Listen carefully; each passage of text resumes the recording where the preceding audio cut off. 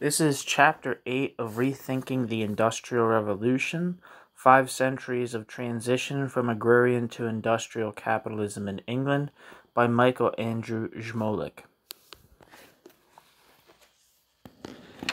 The title of the chapter is Factories and Machinery. Quote, "The agglomeration of workers into factories was a natural outgrowth of the putting out system, a result, if you will, of its internal contradictions, whose success had little or nothing to do with the technological superiority of large-scale machinery. The key to the success of the factory, as well as its inspiration, was the substitution of capitalists for workers' control of the production process. Discipline and supervision could and did reduce costs without being technologically superior." End quote. Stephen Marglin, 1974. Quote, "Machines and new techniques alone are not the Industrial Revolution. They are meant gains in productivity. They meant gains in productivity. A shift in the relative importance of the factors of production from labor to capital. But by revolution we mean a transformation of the organization as well as the means of production. In particular, we mean the assemblage of large bodies of workers in one place where to accomplish their tasks under supervision and discipline. We mean, in short, what has come to be known as the factory system." End quote. David Landis.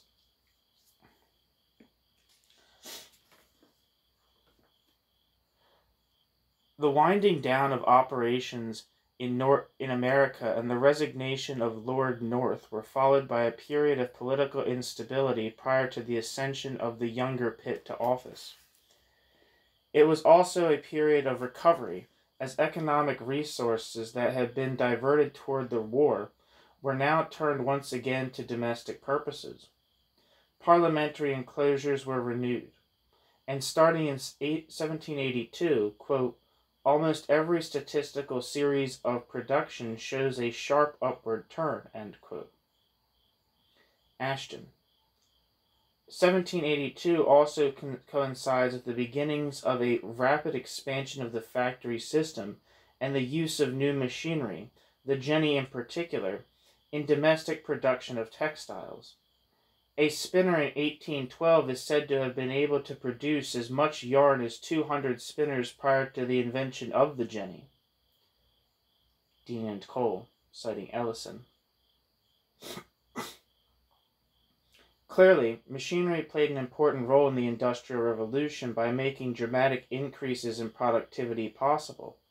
But in the emergence of industrial capitalism, was machinery more cause or more effect?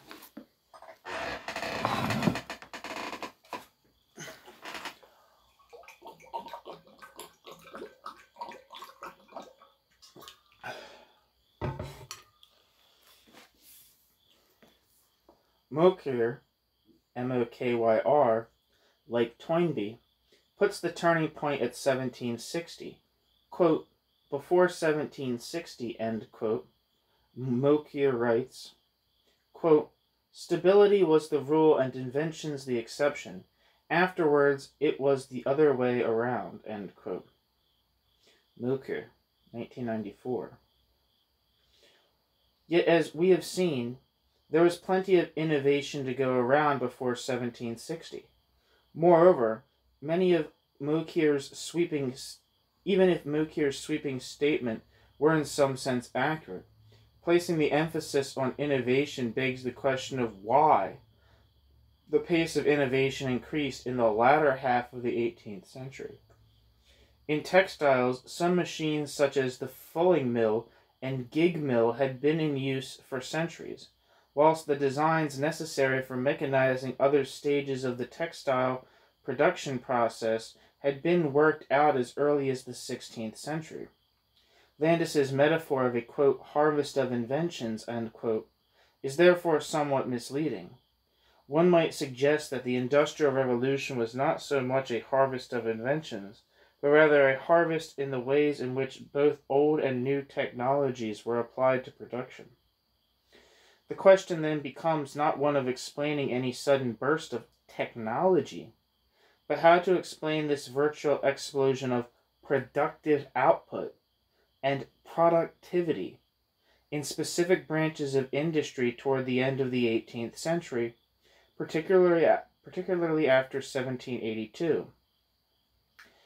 Since, on the one hand, there was a broad upswing in output across most industries in Britain, while on the other hand the spread of machine-driven production and of factories was limited to certain industries in the last decades of the 18th century. It is clear that there were other factors besides machinery and technology which contributed to this increase.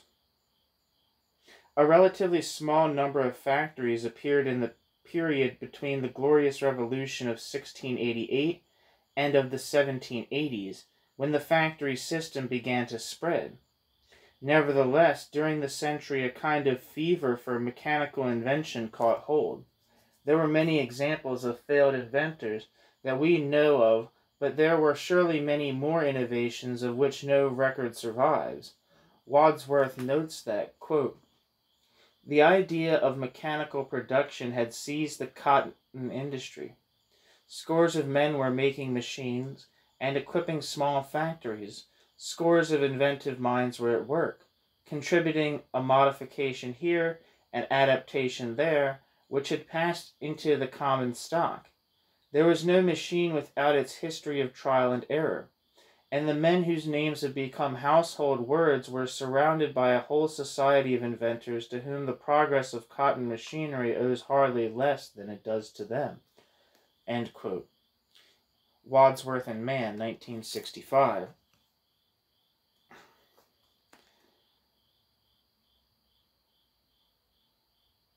Thus, the economic and social context in which the factory system emerged was one characterized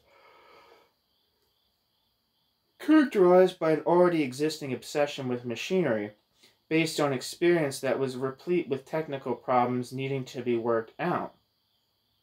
It would seem obvious that this fever for invention was motivated by the same competitive market pressures that were driving the subsumption of labor to capital. As we have noted, these pressures were strengthened by the spread of market dependency, an increasingly unregulated domestic market, and the growth of a natural force of wage laborers.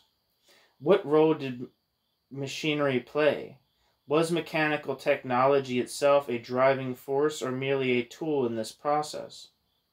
We have argued that the development of capitalism involved more than simply removing the, quote, fetters, end quote, of the feudal integument, with all its complex customs for normatively regulating economic life. This suggests that the question that needs to be posed is, how was industrial capitalism made? In Chapter 7, we argued that while Britain in the early 18th century was growing, quote, capitals, end quote, or growing concentrations of wealth in manufactures engaging in putting out operations or running centralized operations employing large numbers of workers, the character of this emerging industrial capitalism could in general be characterized by a formal as opposed to a real subjection of labor to capital. The problem we shall address in this chapter is what was required in order for the industrialist to establish a fully capitalist operation, in which he enjoyed the capacity to transform the production process in order to achieve more efficient production in response to market imperatives. In other words, how is the, quote, real, end quote, subsumption of labor to capital achieved? These questions will guide us into the heart of the early Industrial Revolution.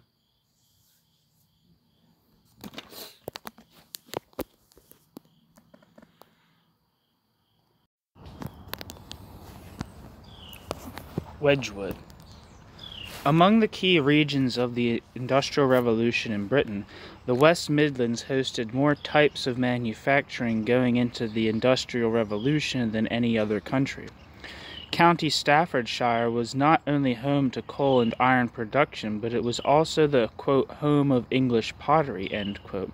And pottery was as profoundly transformed by the Industrial Revolution as any other line of production. Quote, the potteries, end quote, comprised 5 towns with an area of 12 square miles: Stoke-on-Trent, Burslem, Tunstall, Hanley, and Longton. In this area, quote, lying on the sloping base of a long chain of hills, end quote, clay was to be found which had the, quote, had the fine, quote, qualities of the clay of Samos and Etruria, end quote. Footnote. Hammond and Hammond.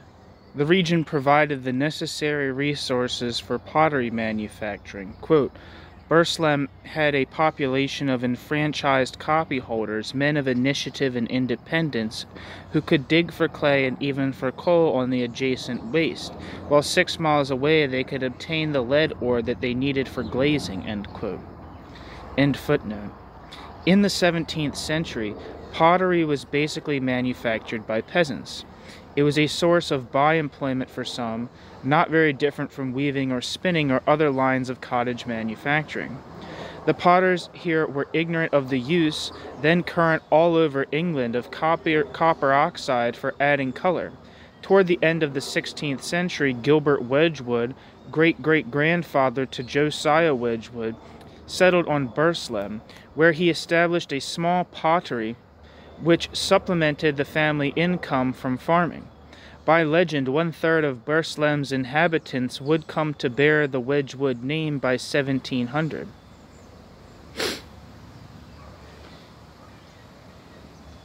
Numerous developments in the early 18th century provided excellent conditions for an unprecedented expansion of pottery manufacturing in Britain.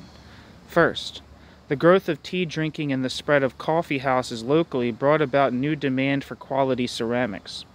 Second, according to a story that bears some resemblance to the story of John Loam's trip to Italy to steal the secrets of silk spinning machinery, 2 local potters by the names of Astbury and Twyford managed to steal the secret for using salt glazing to make red and black teapots that was held as a family secret by the Ehlers, 2 Dutchmen who, according to legend, had come over from Holland with William of Orange in 1688.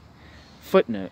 The method actually posed an environmental hazard. Quote, the burning salt sent up dense clouds of black smoke, and by the middle of the century on Saturday afternoon, when the firing was going on, people had to grope their way about the streets of Burslem. End quote. End footnote.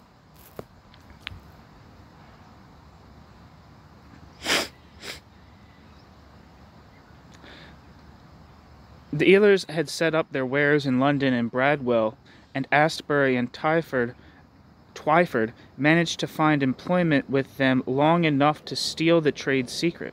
Footnote. Idiots, quote, were employed at the thrower's wheel in preference to normal workmen, end quote. Astbury, pretending to be an idiot, worked for the Ehlers for 2 years and got all their secrets. Twyford did likewise, and each set up potworks. The Ehlers departed for London, quote, and remained the best potters in England till Josiah Wedgwood displaced them, end quote. Lord, 1966. End footnote. They subsequently set up works with Thomas Wedgwood, grandfather to Josiah Wedgwood, and the region began to gain a reputation for its fine glazed wares. Astbury went on to introduce the use of powdered flint as a whitener in 1720. This practice became a blight on potters, however, as the inhalation of powdered flint caused a fatal type of lung disease that became known as, quote, potter's rot, end quote. Despite Thomas Benson's discovery of a method to grind the flint in a watermill and avoid exposure during its production, the use of powdered flint as a whitener continued until the end of the century and many lives were destroyed. Third, and perhaps most portentous, was the revelation of another trade secret, one that had been kept from Europeans for a millennium. The secret of making Chinese porcelain became known to Europeans after 1708. The first English porcelain manufactories were established in the mid-1740s. Footnote. Young, 1999, so no footnote. By the middle of the century, Europe was in the grip of a porcelain mania. Meanwhile, European methods of pottery manufacture and design had undergone such an improvement that they were able to compete with most porcelain as a cheaper alternative. While the demand for porcelain was almost universal, it was too expensive for most. Quote, "It was the dream of every ambitious potter to develop a fine white earthenware that could imitate the appearance of porcelain without incurring destructive losses in production." End quote. Riley, 1992. Fourth, key among the new innovations was the introduction in 1730 of molds and the use of the plaster of Paris for making common pots and decorations. Now only finer wares required a thrower, and new classes of pottery workers came to predominate: carvers, designers, and pressers. The use of molds, quote, required specialized block cutters, flat and hollow ware pressers, and casters, end quote. Double firing, introduced by Enoch Booth, reduced the risk of the ceramics being damaged in the ovens. But, like Astbury, Booth introduced yet another scourge on the pottery workers: lead poisoning, for the new and cheap glaze he introduced was lead-based. According to the Hammonds, quote, "These several changes of method had made the complete reorganization of the industry on a capitalist basis inevitable." End quote. To justify this claim, they argue that, quote, "An industry which imports and exports cannot be conducted on the scale of a peasant industry which uses local materials and supplies a local market. The needs of the old industry had been served by master potters, each of whom had a single oven with 6 men and 4 boys, fired once a week, and drew a weekly profit of 10 shillings, together with 6 shillings for his own labor. Before the middle of the century, the more enterprising masters began to add oven to oven. Thus the factory arrived." End quote.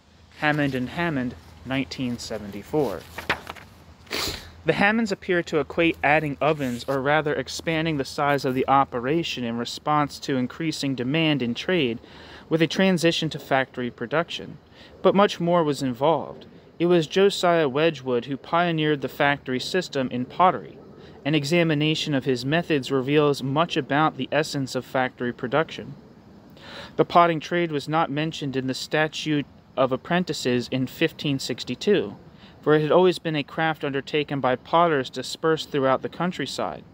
Not being a town-based craft, it had no guild. Quote, "Nevertheless, the trade seems to have imitated the organization of the rest of industry as a matter of convenience, for it was considered the normal thing to serve an apprenticeship for 7 years, as in other trades." End quote. Lord, 1966. In the early 18th century, employers increasingly sought to circumvent the apprenticeship system. Customarily, apprentices were not paid, and in 1744 London passed a law confirming this. But by the later 18th century, the practice of paying nominal wages to apprentices, quote, "had become so widespread that provision was being made for the entry of wages on the standard printed indenture forms." End quote. Whiter, 1970. So even apprenticeships were being marketized.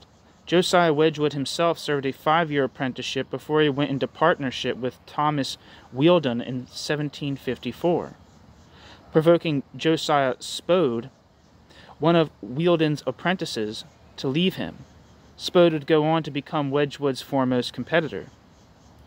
Wheeldon was the first potter to rent accommodations for his workers, and in 1759 was among the first to subscribe to the first turnpike road reaching the vicinity of the potteries. Footnote. The roads in and around the potteries were exceptionally bad, thanks in large part to a local custom whereby any freeholder had the right to dig at any time for any quantity of clay or coal on any enclosed land.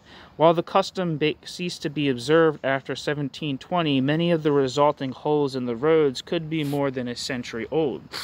The sorry state of the roads is considered to have been a factor in enabling Bonnie Prince Charlie to reach Derby without opposition in 1745. End footnote. I apologize if I'm reading a little fast. A lot of pages for this section. don't have a lot of time today. By 1765, Wedgwood was master of his own works, and in that year introduced his own creamware, the production of which he had brought to such high standard that it superseded salt-glazed ware, quote, and, in due course, ruined the trade in tin-glazed wares not only in Britain but throughout Europe, end quote. Riley. Over the next 3 decades, Wedgwood established the most successful pottery enterprise in Great Britain, if not in the world, by meticulously organizing the production process, by experimenting in and introducing new glazes and other technical advances, by aggressively marketing his pottery in London showrooms and even abroad by securing the development of turnpikes and canals through the region, guaranteeing good access to distant markets for his work and that of the other potters. Wedgwood's success as an industrialist and entrepreneur depended upon other factors besides the expansion of markets for British pottery. He was the beneficiary of trade skills and pottery works handed down from generation to generation. He built upon the introduction of new techniques and benefited from the uncovering of long-held trade secrets. As in most trades, customary regulations such as apprenticeship rules were increasingly being disregarded as masters sought to expand the scale of their works beyond previous limits set by custom. Wedgwood not only imitated these larger masters, but by radically restructuring the organization of production, Wedgwood rendered toothless the customary norms that had prohibited certain market behaviors as unacceptable and which had once constrained the size of the operation by restricting the number of apprentices. Wedgwood's initial success in developing a new method of producing a line of pottery, creamware, that was superior in quality, competitive in price, and matched a recent surge in demand for such wares, provided him with a distinct advantage over other master potters. Throughout his career, he would manage to maintain his lead through further innovation and specialization. But what enabled him to do so, and further, what enabled him to maintain the quality of his product, to expand his operations so as to simultaneously maintain multiple areas of specialization, and to maximize production to meet periods of unprecedented expansion and demand for his wares, were his innovations in labor management methods. These methods anticipated practices that did not become widespread across various industries for many decades, and even anticipated 20th century Taylorism and Fordism. Before discussing Wedgwood's radical reforms of the traditional workshop methods of pottery production, it is necessary to clarify or reiterate a few points. We have identified that the expansion of the market for pottery was an important factor behind Wedgwood's success, and have also noted that it was one of several factors. Whoopsie. Second, while it is true that the observance of customary restrictions on the trade had weakened, it is important to bear in mind that this weakening was itself the product of a long struggle within the crafts and one that involved conscious agency on the part of merchants and masters, albeit at the collective level. Third, one must be clear in saying that Wedgwood's decisions, as an individual master, were shaped by the competitive pressures of the market, is not the same as saying that the capitalist logic of production was already implicit in the existence of increasingly unregulated and increasingly, but not yet fully, competitive markets in his trade. What competition did was to compel such entrepreneurs as Wedgwood to seek out new techniques and new methods of production in order to gain an advantage over other competitors in the marketplace. Wedgwood stands out as exceptional because the way in which he reorganized production was surely the most radical break from the customary way the labor process was regulated in the potteries. Some have labeled works like Wedgwood's the, quote, immature factory, end quote. Pollard, 1965, quoting H.D. Fong. And yet, while the scale and complexity of Wedgwood's operation may pale in comparison to the conveyor belts of the 20th century, in terms of the revolution in the reorganization of the labor process, Wedgwood's operation was perhaps the most advanced of his time. Aside from his innovations in production, another way in which Wedgwood serves as an example to demonstrate that the establishment of industrial capitalism required the conscious building of new institutions and new social relationships is in the field of marketing. From his letters, Wedgwood appears as a man far more preoccupied with figuring out the most effective ways of marketing his wares than with innovation and methods of production. Dividing his time between his pottery works in Staffordshire and his showroom in London, Wedgwood was constantly in search of new markets, constantly monitoring trends of style and taste in the market so that he could quickly innovate to match the style and taste in the market so that he could quickly innovate to match the changing cycle of demand. Wedgwood was a merchant for his own wares. This made him one of those merchants who, as Žmolek writes, quote, did as much to shape the pace and character of economic growth in the 18th century as did producers or consumers. For merchants created the constantly evolving markets where the efforts of producers met the needs of consumers, end quote. Žmolek, 1999. To a large extent, the history of how merchants and merchant manufacturers like Wedgwood created new markets remains to be written, and Žmolek's is a pioneering work in this regard. It is important to recognize that markets did not simply arise out of the dissolution of the medieval integument. New markets had to be created, discovered and adapted to, and closely followed. Our attention is drawn to Wedgwood as both an innovator in the capitalist mode of production and the capitalist mode of marketing. Footnote. Žmolek suggests the term, quote, mode of marketing, end quote, which together with the mode of production and the mode of consumption shaped the overall pattern of economic growth in the 18th century, and presumably thereafter. End footnote. Brilland identifies three key elements to Wedgwood's system. The first of these was a subdivision of the labor process into a series of discrete tasks. Increasing the division of labor in this way, quote, implied the substitution of homogeneous for heterogeneous work consisting of repetition of similar tasks rather than tasks proceeding vertically, end quote. Brilland, 1990. Wedgwood's designs, quote, aimed at a conveyor belt progress through the works. The kiln room succeeded the painting room, the account room the kiln room, and the ware room the account room, so that there was a smooth progression from the ware being painted, to being fired, to being entered into the books, to being stored. He organized his men on the same basis, end quote. McKendrick, 1961. Each laboring man or woman was trained in a specific skill associated with a single, discrete task in a process of producing pottery that had been broken down into dozens of tasks. Where once there had been a world of journeyman potters moving from, quote, one kind of labor to another, just as impulse or convenience prompted, end quote, now there were specialists exclusively trained to master but one of the many distinct phases of the new production process. In Jasper ware, for example, quote, there were ornaments, turners, slip makers, grinders, scours, and mold makers, end quote, and the Jasper ware workshop was kept separate from the colored ware and black ware workshops, which had their own set of specialists. Footnote. Wedgwood introduced Jasper ware well after his creamware. It involved pressing white ornamentation such as Greco-Roman figures into a soft blue background. This reflected the trend of innovation in pottery in the latter decades of the 18th century, where new surfaces and glazes were introduced, along with enameling. Wedgwood's rival, Josiah Spode the Elder, had introduced, quote, blueprinted, end quote, ware after 1780. Once a satisfactory method of printing pre-designed illustrations onto the vessel. Quote, blueprinted, end quote, quickly became the standard in, quote, useful ware, end quote. And it soon found its way into nearly every middle-class home.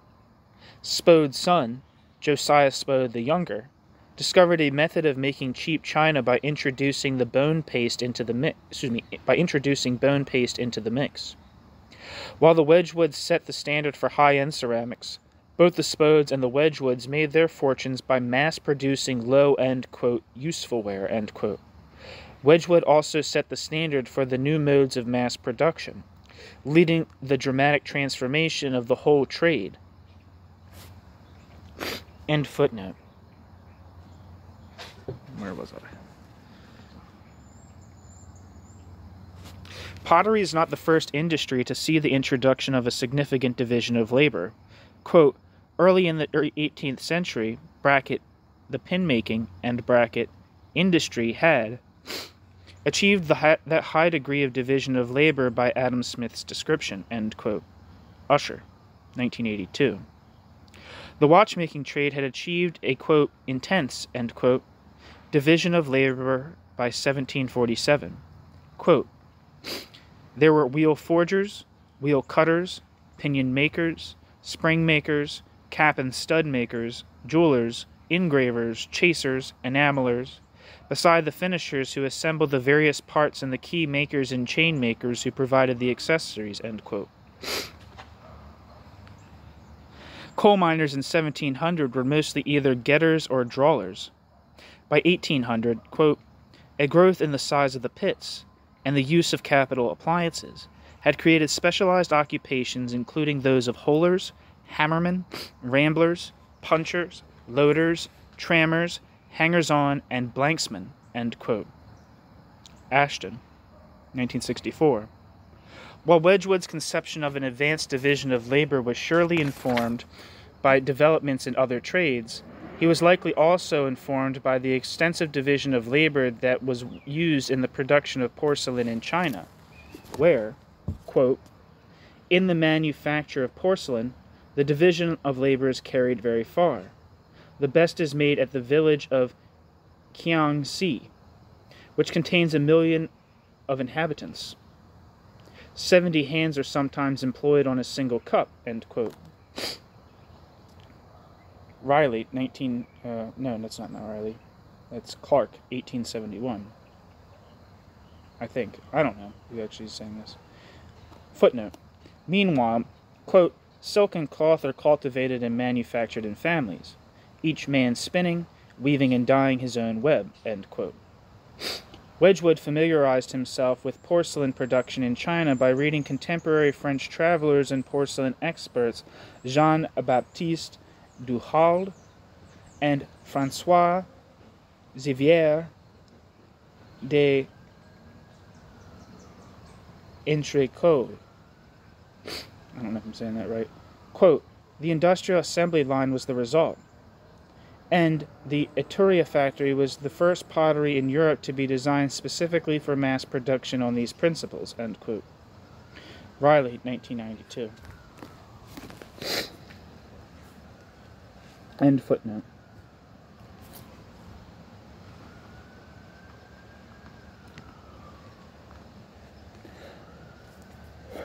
The possibility that Wedgwood may have been influenced by principles of production in China, a country in which the economy was highly regulated by the government, lends further weight to the point that the introduction of the capitalist factory system required more than simply removing the fetters of customary and normative forms of regulation in the economy. It required the introduction of new methods of production and new institutions. The fact that porcelain production in China involved an advanced division of labor does not mean that the economy in 18th century China was capitalist. Rather, it suggests that there is nothing specifically capitalist about specialization or the division of labor. The result of adapting an extensive division of labor to a capitalist mode of production in British pottery yielded dramatic results and served to inform other lines of industry in Britain. Such was not the case in China. The second key element was the recruitment and training of a labor force. While the family craftsmen in pottery had long since given way to the master potter with an increasing number of apprentices and journeymen, Wedgwood encountered the problem of having to constantly train his workers in their discrete roles, and resistance in the form of grumbling and reticence to learn new techniques. In a letter to his nephew dated 19th of May, 1770, Wedgwood wrote, quote, you observe very justly that few hands can be got to paint flowers in the style we want them. I may add, nor in any other work we do. We must make them. There is no other way. We have stepped forward, beyond the other manufacturers, and we must be content to train up hands to suit our purpose. Where amongst our potters could I get a complete vase maker? Nay, I could not get a hand through the whole pottery to make a table plate without training them up for that purpose.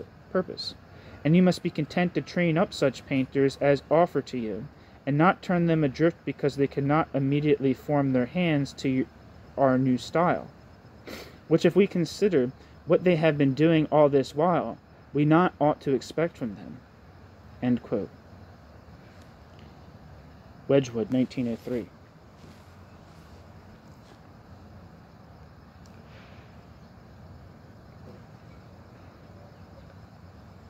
Naturally, Wedgwood found over time that his best workers were those he had trained from youth. The, quote, "central feature of pre-industrial production," end quote, writes Bruland, quote, "was that technological knowledge took the form of craft skills, and those who possessed these skills controlled the production process," end quote. McKendrick argues that the division of labor under Wedgwood, quote, "did not destroy silk. It limited its field of expression to a particular task, but within those limited limits increased it," end quote. While the question of whether this amounted to, quote, "de-skilling," end quote, is for Bruland open for debate, what is not in doubt is that, quote, "Wedgwood controlled the production of skill, and he required workers who were willing to train on his terms," end quote. Bruland. This is precisely where Wedgwood's break with the past practice is so radical. The ramifications of this seemingly simple step can hardly be overstated. Wedgwood's taking control of the technical knowledge, the skill and the organization of the labor process, enabled by and combined with his conversion to a complete wage system in which, being the owner of the means of production, he accrued all profits, mark Wedgwood's operation as distinctly capitalist. While Wedgwood retained portions of the apprenticeship system in his operation, he adapted it to his purposes. Old hands might undergo a second apprenticeship, but were less likely to succeed in producing at the level of perfection desired by, quote, "old wooden leg," end quote. Wedgwood, who walked with a wooden leg after his amputation, followed a custom whereby he would stomp through his workshop and smash anything that was substandard. Quote, "My name has been made such a scarecrow to them that the poor fellows are frightened out of their wits," end quote. Wedgwood, as quoted in Riley, 1992. End footnote. In the 1770s, Wedgwood introduced women and girls into the works in large numbers. Quote, "He paid the men more to persuade them to accept female apprentices," end quote. And, quote, "countered their objections with indignant rage," end quote. While the introduction of females was difficult at first, it proved a lucrative investment due to the lower price of their labor. In 1790, fully 25% of Wedgwood's 278 employees were women. Excuse me, I don't know why I said that. In 1790, fully 25% of Wedgwood's 278 employees were apprentices. Jesus Christ. The third element of Wedgwood's system was imposing a rigorous discipline on the workforce. Like Loam, Wedgwood faced the challenge of breaking the customary habits of the workers. Quote, "The stoppages for a wake or a fair or a 3-day drinking spree were an accepted part of the potter's life, and they proved most difficult to uproot." End quote. McKendrick, 1961. The extensive system of discipline which Wedgwood introduced involved strict hours of work regulated by bells and clocks, forfeits for violations, and detailed written instructions on how to perform one's specified task. He was apparently the first to introduce the institution of, quote, "clocking in," end quote. Initially, attempts at introducing a single overseer to manage the entire operation while he was away at his shop in London proved disastrous, as the, quote, "incorrigible potters returned to many of their old ways," end quote. Thompson, 1993. Wedgwood's solution for this was to place one overseer in each workshop, in effect reproducing or imitating the organizational structure of the traditional workshop, with the master working alongside his journeymen and apprentices. Yet the new arrangement was in actuality a radical break with the traditional workshop. Wedgwood's apprentice could no longer look forward to a career of rising from journeyman or even dream of eventually being their own master. So long as they remained employed, they served only one overall master throughout their life. Where those employed in the traditional workshop were vulnerable to a general downturn in the market for the general line of pottery their workshop produced. Specialists were vulnerable to fluctuations in demand for the specific style of ware they were locked into producing. Quote, when the fashionable world turned against gilding, for instance, Wedgwood wrote, quote, when the fashionable world turned against gilding, for instance, Wedgwood wrote, quote, gold, the most precious of all metals, is absolutely kicked out of doors, and our poor gilders, I believe, must follow it, end quote, end quote. McKendrick, and that was quoting Wedgwood, quote, such violent changes in taste, end quote, adds McKendrick, quote, were fortunately rare and, in a world of expanding markets, the potter in general gained from specialization. Certainly the quality of the pottery improved, and that was Wedgwood's major consideration, end quote. McKendrick is also keen to point out that Wedgwood's high standards for discipline and hygiene were partly motivated out of consideration for the workers, such as standards designed to protect them against lead poisoning. Wedgwood, quote, provided very adequate compensation, end quote, for his workers' quote, loss of freedom, end quote, presumably referring to their freedom to observe St. Monday or other holidays, spontaneous or otherwise, to engage in lax working habits. But McKendrick makes no mention of the workers' loss of control over the labor process, which again, above all else, marked Wedgwood's operation as capitalist and demarcated a new fault line in power relations within the industry. While Wedgwood was able to reinvest a large percentage of his profits in order to expand his operation, while simultaneously building up a personal fortune, his workers generally spent all that they earned as soon as they were paid and had little, if any, margin for saving. Discontent erupted in 1772, when the painters struck and Wedgwood sacked the strike leader as well as all his house servants along with the head former on his estate for, quote, robbing us of everything they could carry off, end quote.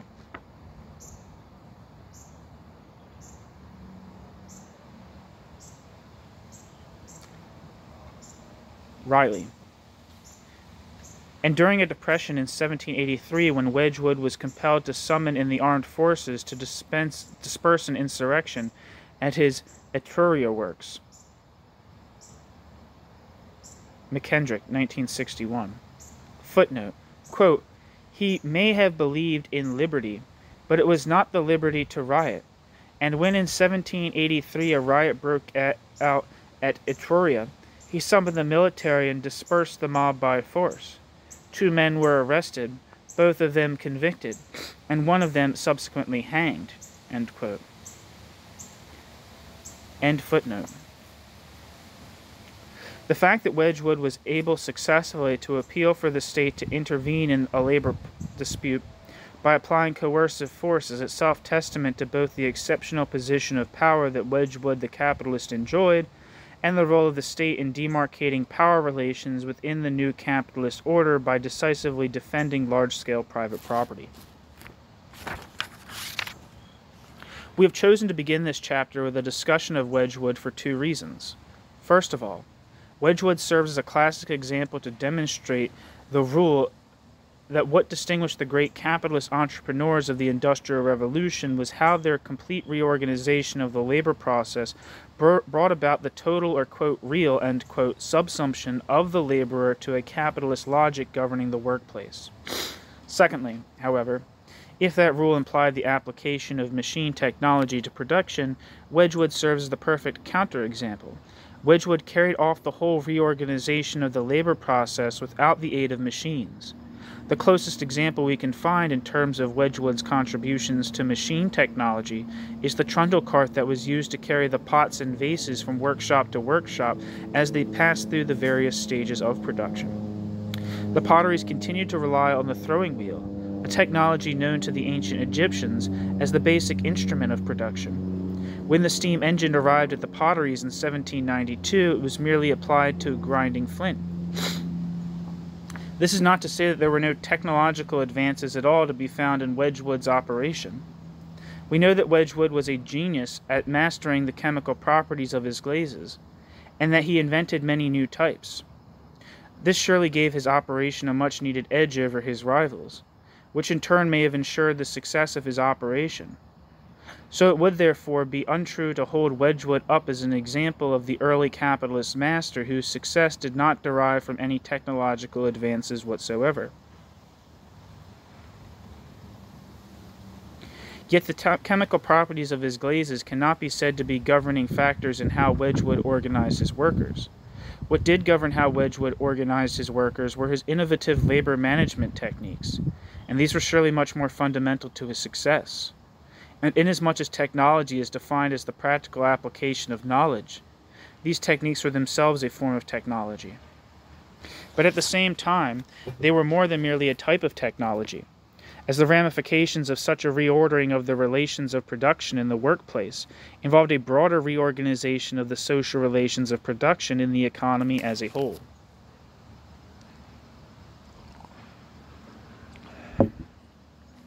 In Chapter 6, we alluded several times to the way in which during the Industrial Revolution technology came to play a different role than it had in all previous history, by pointing out that it was specifically applied to production for the purposes of maximizing output.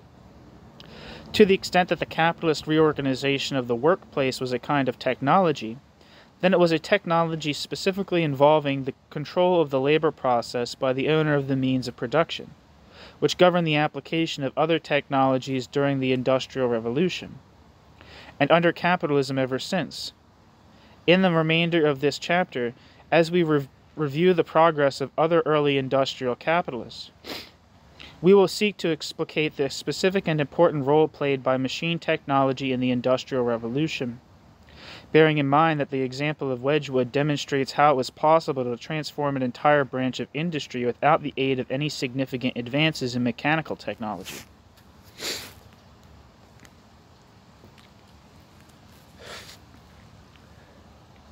It can hardly be said that Wedgwood lacked access to the science or technical know-how that might have afforded the opportunity to apply machine technology to his operation, for he was a member of the Lunar Society, probably the best-known amateur science association of his day. Here he had access to some of the greatest industrial, scientific, and inventive minds of the era, including inventors such as Boulton and Watt, instrument maker John Whitehurst, gun manufacturer Samuel Galton Jr., and fellow chemist James Keir and Jonathan Stokes. Footnote: a listing of 14 of the major members can be found in Schofield 1972. A separate list can be found in Gale 1952. Less active members and correspondents included such notables as Richard Arkwright, Benjamin Franklin, and Thomas Jefferson. End footnote.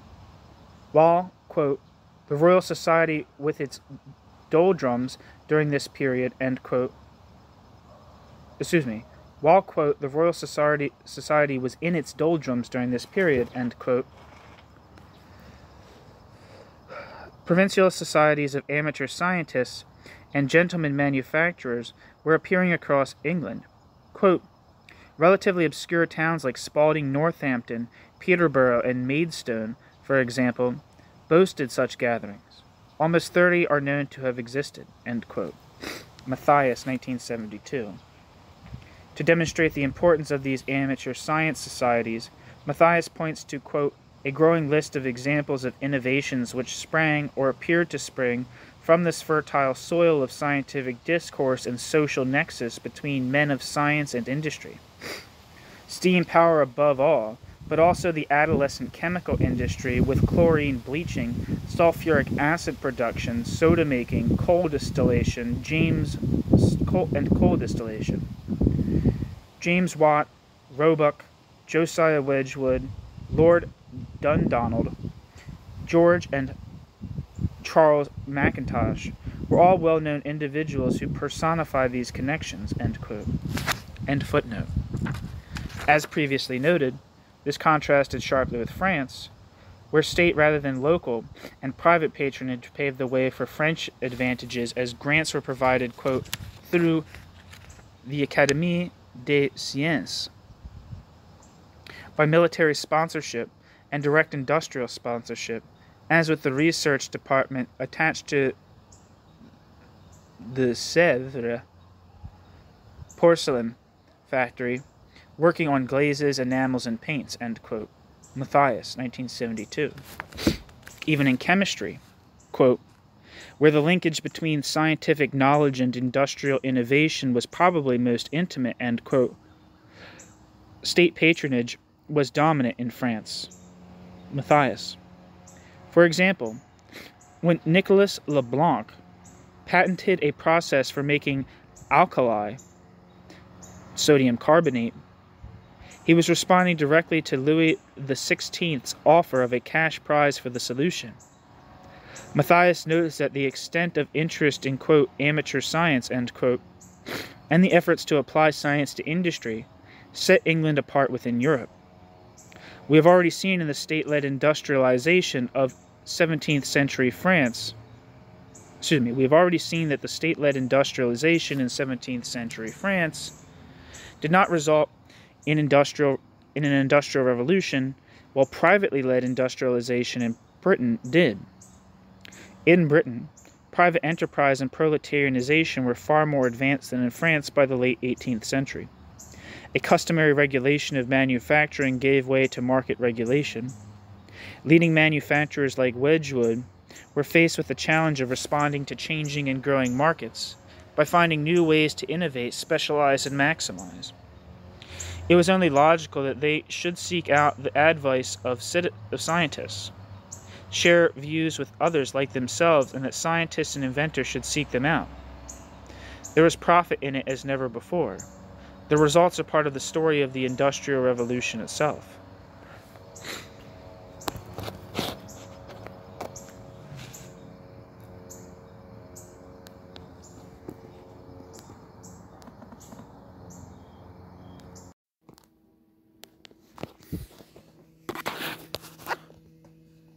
The specific role of machinery.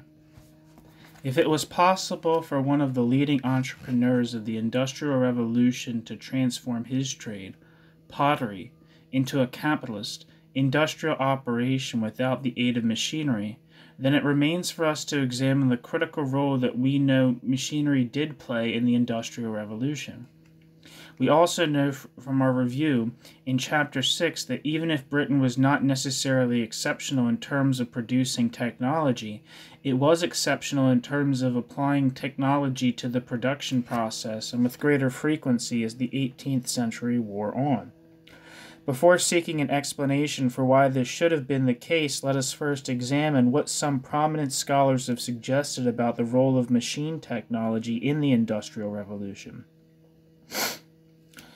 Adam Smith saw machinery as arising out of the division of labor, which he saw as the result of the expansion of the market. For all of the attention that has been given to Smith's discussion of the technical division of labor in his example of the pin factory, Smith's praise for the division of labor rests more heavily on the advantages of the social division of labor that compels producers to specialize in any given line of production, thus providing a productive service from which all others may benefit through market exchange. Smith creates common laborers for Smith credits common laborers for developing most of the improvements that the great inventors would go on to take credit for. The workmen, he writes, quote, who, being each of them employed in some very simple operation, naturally turned their thoughts toward finding out easier and readier methods of performing it, end quote. Footnote. Applying Smith's discussion of machinery to the present discussion presents the danger of anachronism. Writing on the cusp of the Industrial Revolution, Smith does not appear to have anticipated the vast increases in industrial output that were about to take place. Smith should be read as a theorist not of industrial capitalism, which had scarcely begun by the time he was writing The Wealth of Nations, but as a theorist of agrarian capitalism. End footnote. For Smith, the primary significance of machinery was its capacity to save labor. But Smith also suggested that a saving of labor to the employer would likely mean an increase in his trade and hence more employment to be provided for the workforce. Karl Marx reiterated and also challenged these points using his own terminology. Marx's dictum that under capitalism the laborer became an appendage to the machine and thus subordinated to the condition of wage slavery is well known.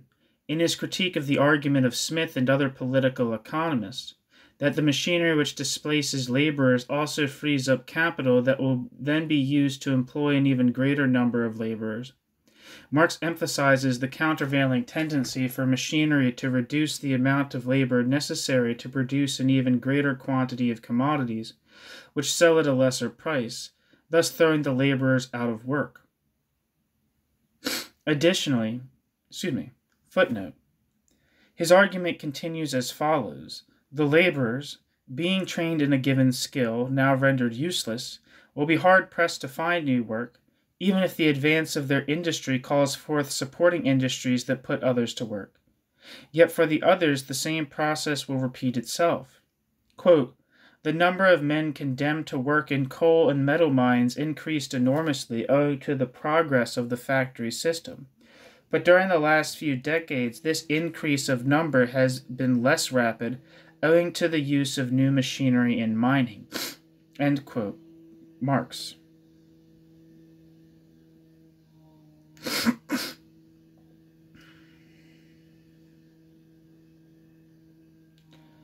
End footnote.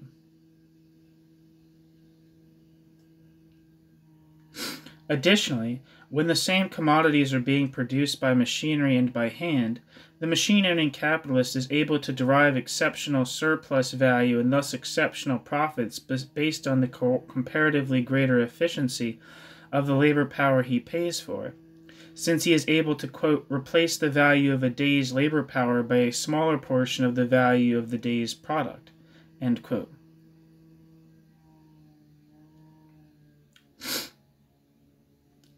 Marx. Echoing Smith, Max Weber wrote that what formed, quote, a predisposing condition, even an impetus toward the increased application and improvement of machines, end quote, was the, quote, specialization of work and labor discipline within the workshop, end quote. Weber. For Weber, specialization and division of labor within the workshop and therefore also the introduction and spread of machinery were all part and parcel of the spread of rationality, which he equated with capitalism. Footnote.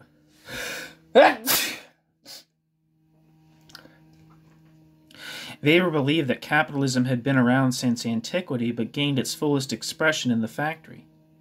We saw in Chapter 6 that Karl Polanyi attributed to large-scale machinery in the factory the role of requiring the elements of production to be commodified.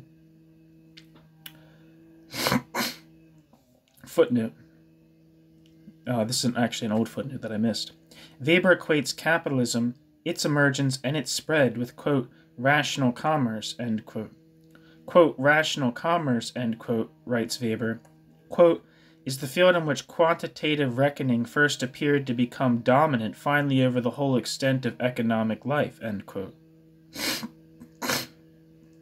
It is clear that Weber follows a kind of commercialization model in his thinking. End footnote. For Polanyi, the factory and large-scale machinery were responsible for a sudden transformation to capitalism or market society. Wood points out that Polanyi's account lacks, quote, an appreciation of the ways in which a radical transformation of social relations preceded industrialization, end quote. Footnote. Wood is concerned to rescue the rational kernel from Polanyi's tendency towards economism along Weberian lines.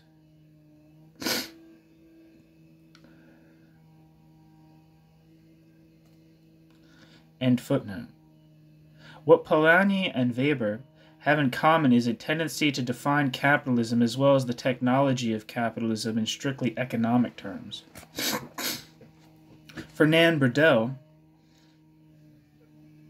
sees the inventions of the late 18th century as part of a, quote, first wind, end quote, in the Industrial Revolution, but belonging to a, quote, second generation, end quote, of inventions. England, quote, entered these rough waters just as the, quote, second generation, end quote, of inventions was coming into being. The spinning jenny, 1768. The water-powered frame, 1769. The powered drill, 1775. The rotary steam engine, 1776 to 1881. Iron puddling, 1784. The first usable threshing machine, 1786. The perfected form of the lathe, 1794. Cumulatively, a huge technical investment paving the way for recovery, end quote. Burdell. Footnote. We may fairly ask, was not the combination of machinery with labor in a factory setting itself a major technical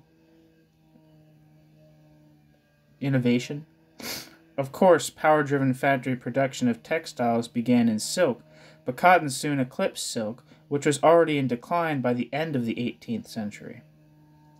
End footnote. The next upturn in the Kondratiev cycle after 1791 came in 1850, a, quote, second wind, end quote, when continuous growth had at last appeared. Ironically, Burdell adds, quote, the cotton revolution was accomplished without any major technical innovations, end quote.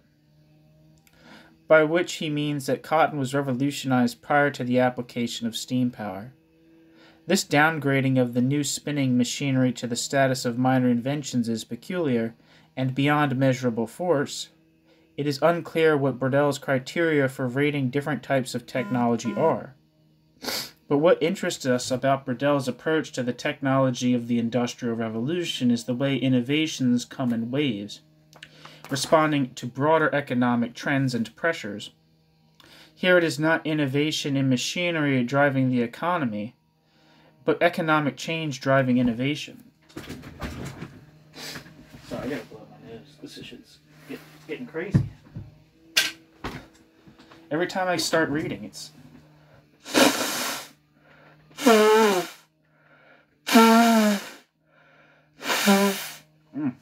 Allergies have been bad this season. Alright. Thanks for bearing with me. And they got a page or two to do today anyway. Each of these, or a page or two left. Each of these authorities tells us something about what machinery did in the workplace, but so far we have no historical account of how, or why, machines came to play such a central role in production. In her brief but key essay, Kate Bruland has offered a concise account of the how and the why.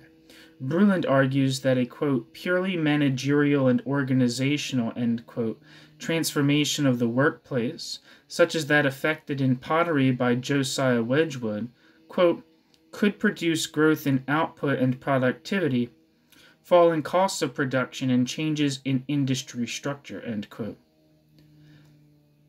Bruland. However, Bruland finds that Wedgwood is an atypical example, as he effected a far more rapid and clearly thought-out transformation than most. Quote, nevertheless, end quote, Bruland writes, quote,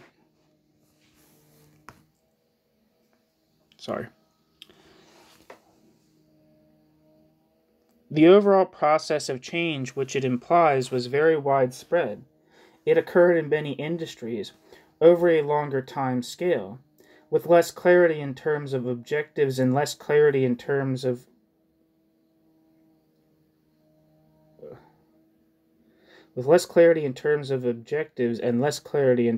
objectives and greater confusion in terms of methods. It is certainly possible to suggest that the basic economic development in 18th and early 19th century Europe was change in the organization and control of work at the level of the enterprise. This large-scale historical change had two significant consequences. On the one hand, it led directly to economic growth. On the other, it established a production system in which technological change could occur. For entrepreneurs, it was a relatively short step from changing the technical division of labor and the control of work to seeking to change the instruments of work. Seeking, that is, to make innovations in equipment, changing the nature of work in the enterprise was the most important precondition for this. One second.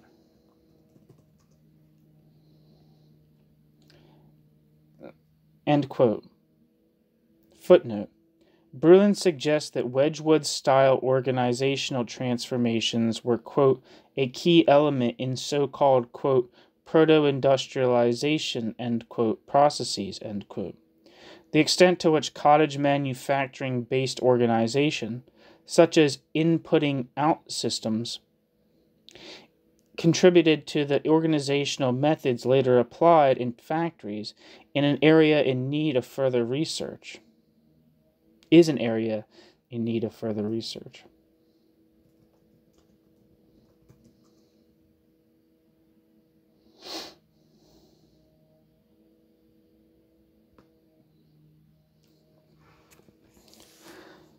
End footnote. This account goes a long way to answering how machines were adopted in the production process, and it provides a logical explanation for why the application of machinery to production and further innovations associated with that development were an effect of the reorganization of the labor process, not the cause. But what brought about the reorganization of the labor process? Brulin notes by way of what she calls some tentative answers, and quote, some tentative answers, end quote. Quote, the changing character of work was central to the overall process. It was the long historical process through which entrepreneurs gradually removed control of the production process from the individual craftsman or artisan, which opened up the possibility of technical innovation and mechanical methods. This is because, from a technical point of view, it gave entrepreneurs a control of the overall production process, which made it possible to envisage and install mechanical innovations, and from an economic point of view, the fact that the entrepreneurs could appropriate the economic benefits in the form of increased profits gave them a powerful incentive to seek innovations, end quote. Brulin has identified the key to understanding both how capitalist industry was made possible and how machinery came to play a central role in capitalist industrialization, which is the direct control of the production process by the capitalist, motivated by a desire for increased profits. But if the profit motive were by itself the primary motive for this action by employers, why did the process take place only over the course of the early modern period and not before? Another problem with Brulin's account is that she appears to consider, quote, organizational innovation of a very radical kind, end quote, as something that was not specific to Britain but took place across Europe. Curiously, however, she also notes that these changes diffused outward from Britain. The, quote, originating economy, British workers in most parts of Europe, played a significant role in spreading the new work systems, in training local workers, and in the adaptation of the workforce to the new rhythms of work, end quote. Brulin. Why British entrepreneurs and laborers were brought to France and other countries to introduce techniques of management and production requires an explanation.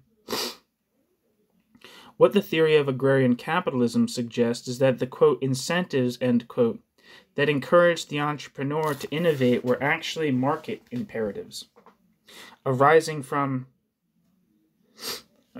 imperatives, imperatives is in italics, arising from market competition between different entrepreneurs in an increasingly unregulated marketplace, specifically the English domestic market, which, as we have argued, was expanding as part of the development of English agrarian capitalism, which led the way not only in terms of extinguished customary control of production, placing control over production decisions in the hands of the employer and creating a proletarian wage labor force, but also by lowering the cost of necessities, beginning with food, which in turn lowered the cost of labor and thereby sorely undermined the ability of customary craft organizations to resist the growing power of capitalist merchants and employers.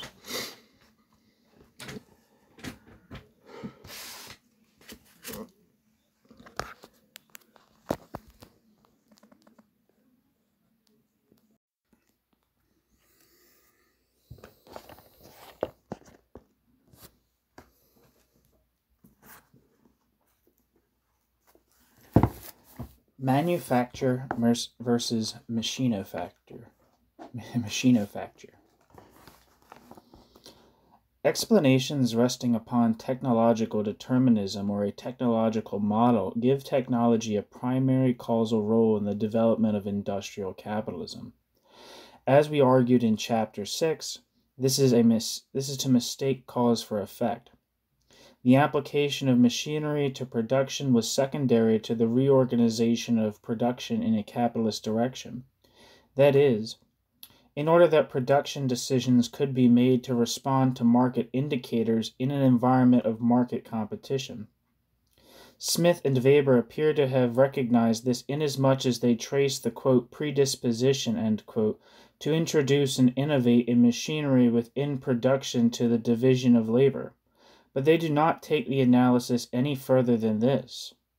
Since both tend to equate markets with capitalism, in effect universalizing the capitalist economy, the expansion of the division of labor is seen as merely a function of the growth of the market. Bordeaux recognizes that the application of machinery comes in response to specific trends in economic history, but his account also universalizes capitalist relations of production. Where normatively regulated pre-capitalist forms of production enter such liberal accounts, they are typically treated as impediments to the growth of an already existing capitalist market. This is where Marx took issue with liberal accounts, for as we have seen, in his view the machine was a weapon in the hands of the capitalist, a tool in the class struggle. To the liberal economist who universalizes capitalist economics, the conflict between employer and employee is reduced to disagreements over a market contract. And when customary laborers break machines or attempt to impose extra economic or customary modes of regulation of the markets or the labor process, or in any way oppose the extension of the market to the point of reorganizing production, they are engaging in a form of resistance that is both irrational and futile. This reduces generations of laborers who resisted the introduction of capitalism to ignoramuses at best and criminals at worst. Capitalism was resisted. The introduction and development of agrarian capitalism was a long and gradual process. It is highly unlikely that capitalist landlords and their tenants had any sort of grand vision whereby they could correctly imagine the long-term implications of their actions. Intentionality was surely limited to short-term goals in the larger framework of history. However, over the course of the 18th century, the principle that markets and later the economy in general should be, quote, free, end quote, and unregulated grew in popularity, culminating in Adam Smith's Wealth of Nations. The generally localized and sporadic resistance of populations affected by the introduction of capitalism, which took place before the Industrial Revolution and long after it began, shows that they were aware of the adverse impacts of capitalism that they were facing. The gig mill was banned under Edward VI because it was seen as posing a threat to trade. Footnote: Odland suggests that West Country's employment of gig mills as a means of mechanizing and thus accelerating the process of wet napping the cloth, quote, is testament to a fully integrated cloth industry producing finished cloth, in the 15th century, end quote. An earlier ban on using wire cards in gig mills was imposed in 1463-4. The 1551 ban was probably motivated by the perception that gig mills challenged the dominance of the towns and their guilds in the cloth finishing trade.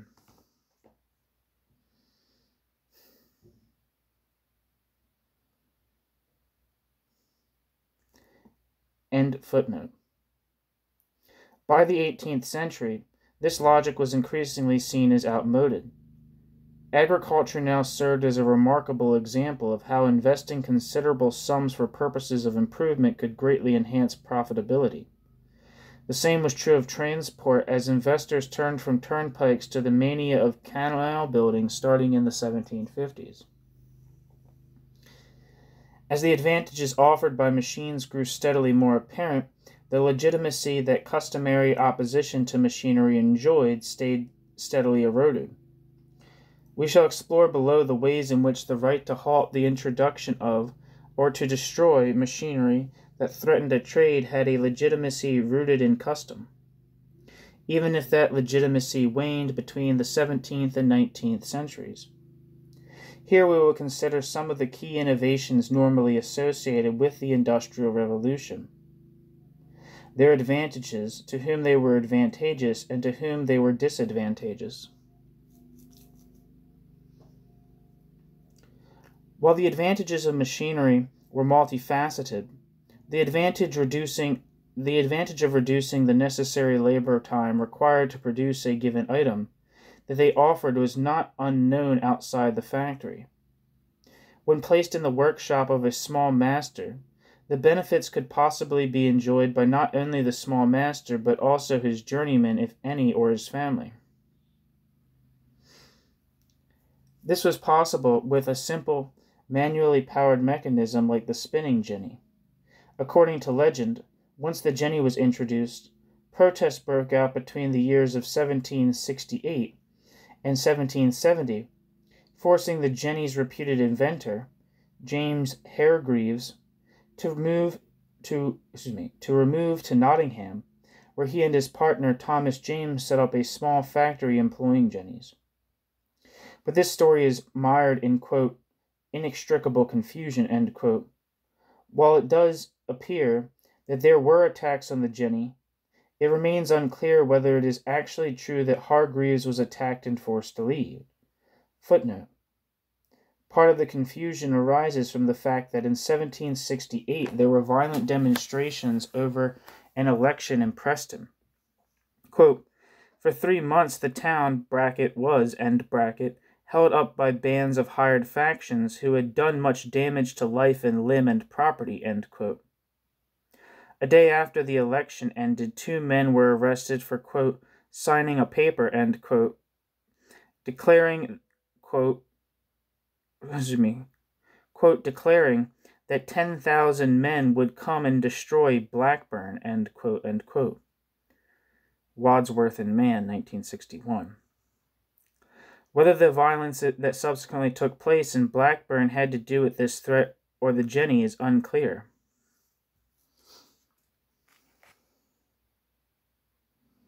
End footnote. Once in Nottingham, Hargreaves took out a patent in 1770 and set up Hockley Mill, a workshop employing 100 workers at 50 jennies driven by power from a horse capstan. Hargreaves was unable to maintain the secrecy of his workshop, just as he was unable to successfully defend his patent. For by now, jennies of various, often pirated designs were in use across much of Lancashire. It is also possible, though not certain, that Hargreaves had trouble defending his patent because the original inventor was actually Thomas Hayes. Footnote. The alleged inventor of not only the jenny but also of the water frame. End footnote. What is certain is that when the attempt to introduce the jenny into the west of England was made some years later, it met with resistance. In 1776, at Shepton Mallet, Somerset, the local gentlemen clothiers engaged in the experiment of employing the jenny at the local workhouse, but the machines were destroyed around 2 o'clock in the morning on the 11th of July. In September and October, gentlemen clothiers from Somerset, Wiltshire, and Gloucestershire met in Bristol and Bath, after which they publicly called for the introduction of the jenny on a trial basis, lest the west of England fall behind the progress that was being made with the machine in Yorkshire. Randall provides the following excerpt of one of their statements. And whereas reports have been industriously propagated that the poor by the introduction, quote, and whereas reports have been industriously propagated that the poor by the introduction of spinning machines will be deprived of a considerable part of their labor and consequently become burdensome to their parishes, they, the clothiers, do, upon the most mature consideration, declare that no mischievous consequences are likely to ensue. However, they will be ready to discontinue the use of the machines if after a proper trial they shall be found in any degree prejudicial to the poor. End quote. Randall, citing the Gloucester Journal from the 14th of October, 1776.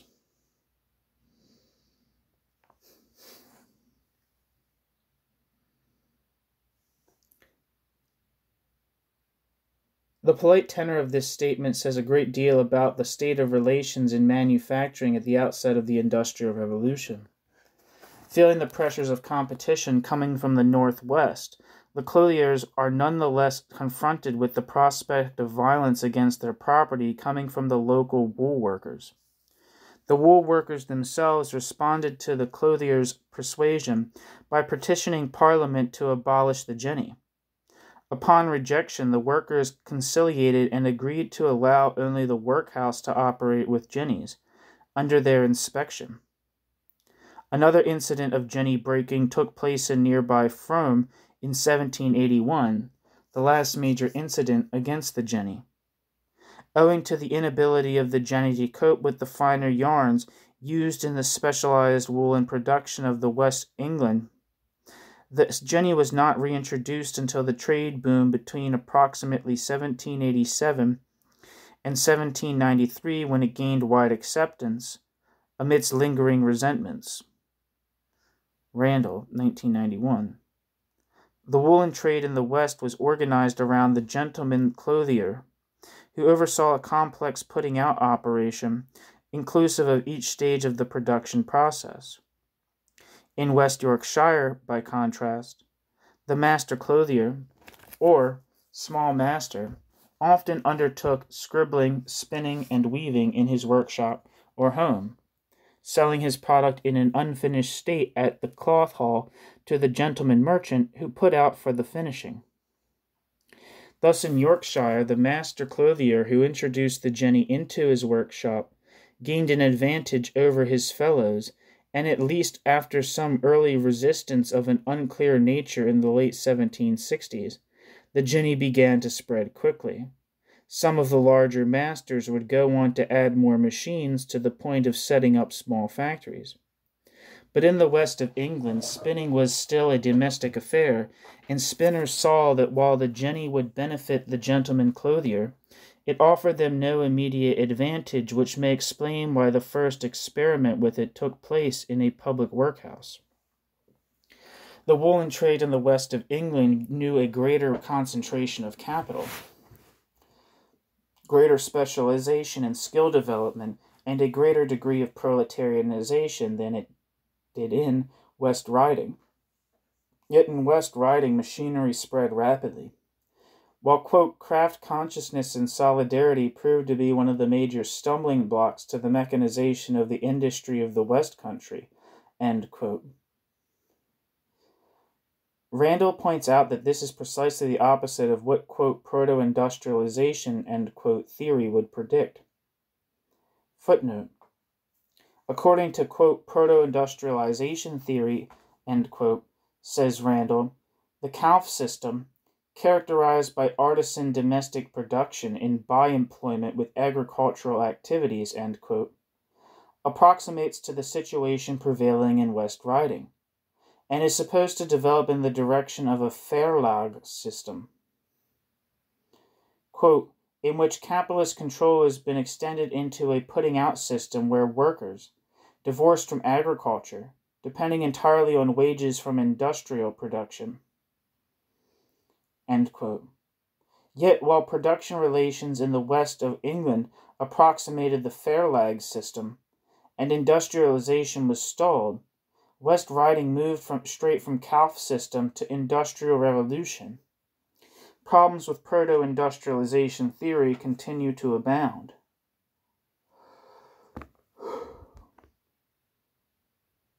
End footnote. Spinning, which paid the lowest wages in the textile trades, had long been conducted by women, wives, girls, and unmarried, quote, spinsters, end quote. It should not be surprising then, though it may challenge the stereotype of the docile English woman, that women played a prominent role in the anti-Jenny demonstrations in the west of England between 1776 and 1781. Some women were able to increase their productivity and wages using the jenny at home, while others moved into, quote, jenny factories, end quote, where they, quote, lost control of their own labor, as well as early windfall gains to a male manufacturer, end quote. Berg, 1987. But for most women who spun, the jenny would quickly displace them from that occupation, particularly spinners in agrarian districts. Their labor would be increasingly absorbed in other occupations, not only by the growing number of silk and cotton factories, but also in the, quote, new rural industries, end quote, that industrialization promoted. Quote, in lace, straw plate manufacture, glove making and shirt button making, boot and shoe making, nail making, and in the new urban sweated trades, especially in tailoring, which flourished in the 1830s, end quote. Berg, 1987. The jenny itself survived alongside the shuttle loom and the stocking frame as the quintessential machinery of cottage manufacturing, operated mostly by, quote, small masters, end quote, whose trade survived so long as a supplement to factory spinning was still called for.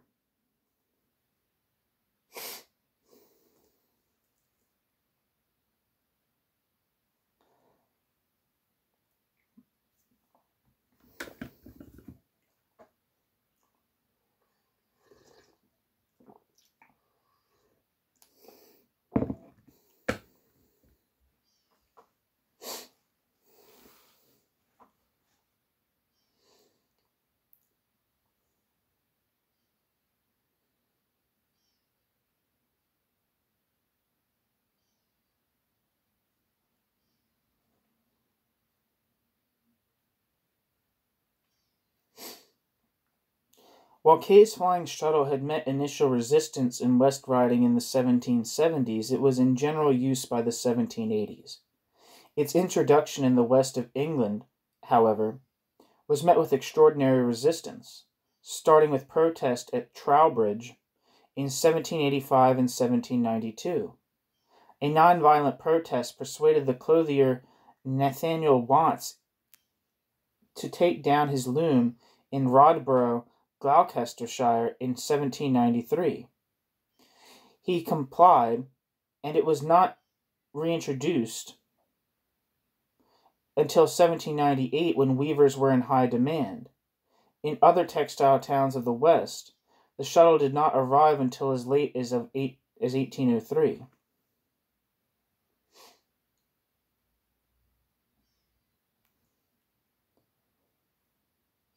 Based on the stocking frame, invented by William Lee in the 16th century, the manufacturing of silk, woolen, or cotton hosiery was well established in Nottingham before the Civil Wars. The stocking trade expanded continuously after the Restoration, first around Nottingham and then in Leicester and Derby. In 1730, a Nottingham workman produced the first pair of cotton hose ever made by mechanical means. By 1750, the stocking trade had virtually disappeared from London, although the city remained its primary market. In 1758, the Royal Society of Arts awarded a prize to Samuel Unwin for his improvement on the stocking frame, which he patented.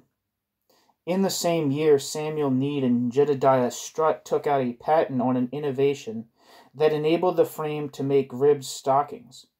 Strutt's innovation ushered in, quote, an era of experimenting in the production of new meshes on the frame, end quote. As, quote, mercantile manufacturers, end quote, Strutt and Unwin profited handsomely from their inventions. They sat atop the hierarchy of hosiery manufacture, with the wholesalers below them and the bag hosers of middlemen organizing production in the villages at the base. Overall, hosiery remained a domestic line of manufacturing, with most stocking frames located in the knitters' homes. Footnote: Chapman, in 1967, provided two examples of how the domestic workshop was expanded to accommodate extra frames. In Nottingham, where the failure to enclose was driving up the price of land, this involved building 3-story dwellings for the workers. In Leicester, quote, later, workshops containing a dozen or more frames were built as an annex to the workers' houses and cottages. Though this development was only just beginning at the end of the 18th century, end quote. End footnote. However, large merchant manufacturers like Strutt opened manufactories where their new inventions were worked by a workforce that included women and children. Footnote: since the early 1700s, Samuel Fellows had managed a large workshop in Nottingham employing boys aged 10 to 12, whom he provided with boarding, having purchased their apprenticeship at £5 each from the parishes. Girls and boys were made to work until 11 at night.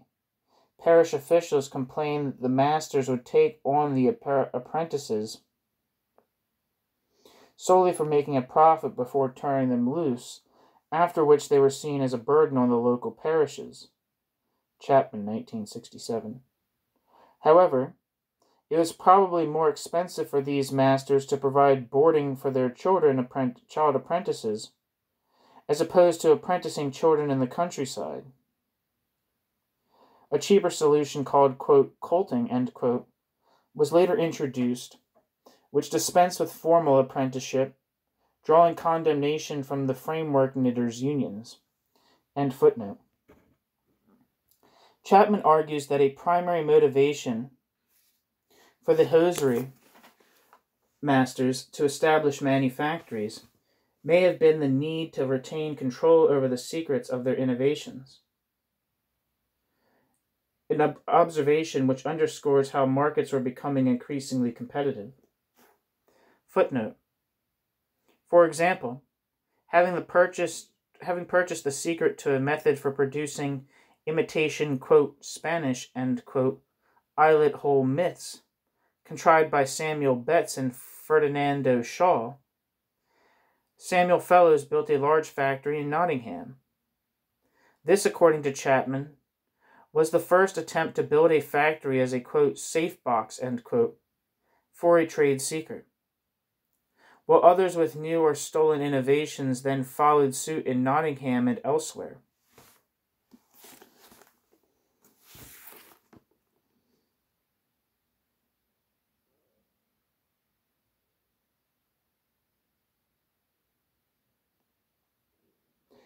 End footnote. After 1784, greater diversification and expansion set in with the introduction of techniques for making lace and point net. Lace was considerably more lucrative than other lines of hosiery. According to Chapman, it probably diverted capital and skill away from the cotton industry in the late 18th century.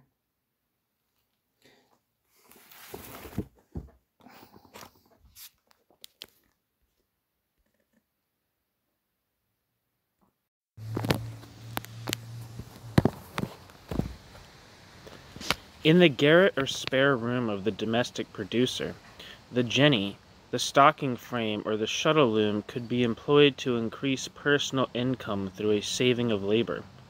Alternatively, as the machine could produce the same amount in less time, it could mean more time for leisure. But as the general adoption of a given mechanism would lower necessary production time across the trade, these options would in the long run face diminishing prospects in the face of falling prices.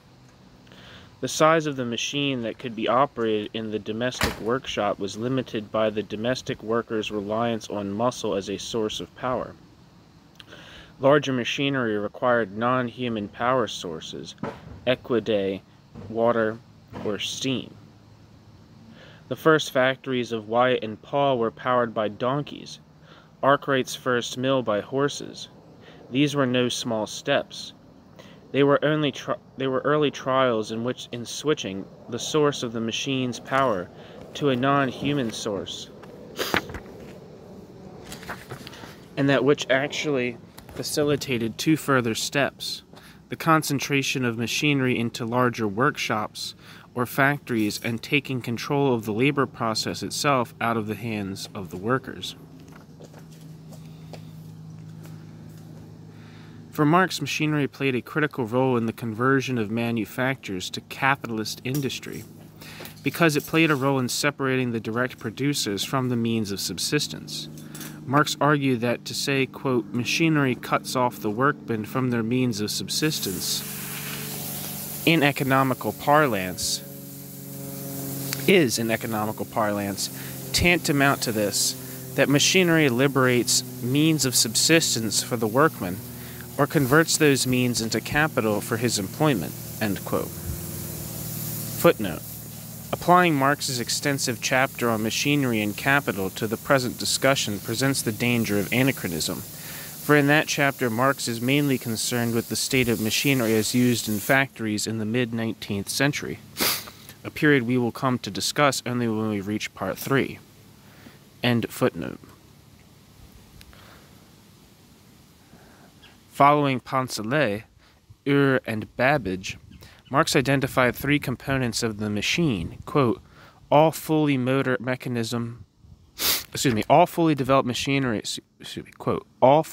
machinery consists of three essentially different parts: the motor mechanism, the transmitting mechanism, and finally the tool or working machine, end quote. Marx.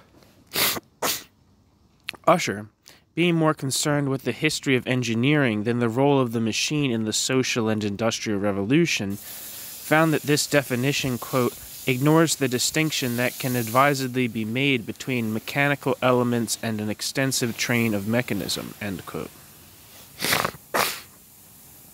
Footnote.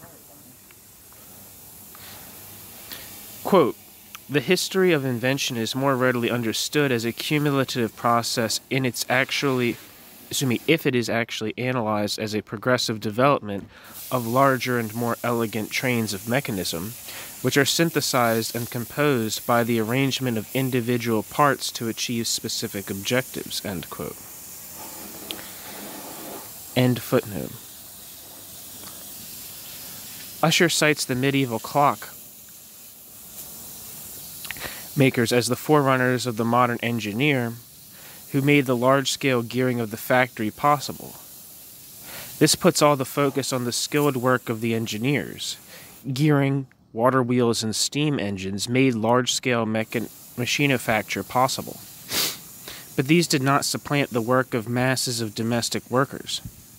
As Marx explained, it was specifically that part of the machine that worked upon the product, the tool aspect, powered by water or steam transmitted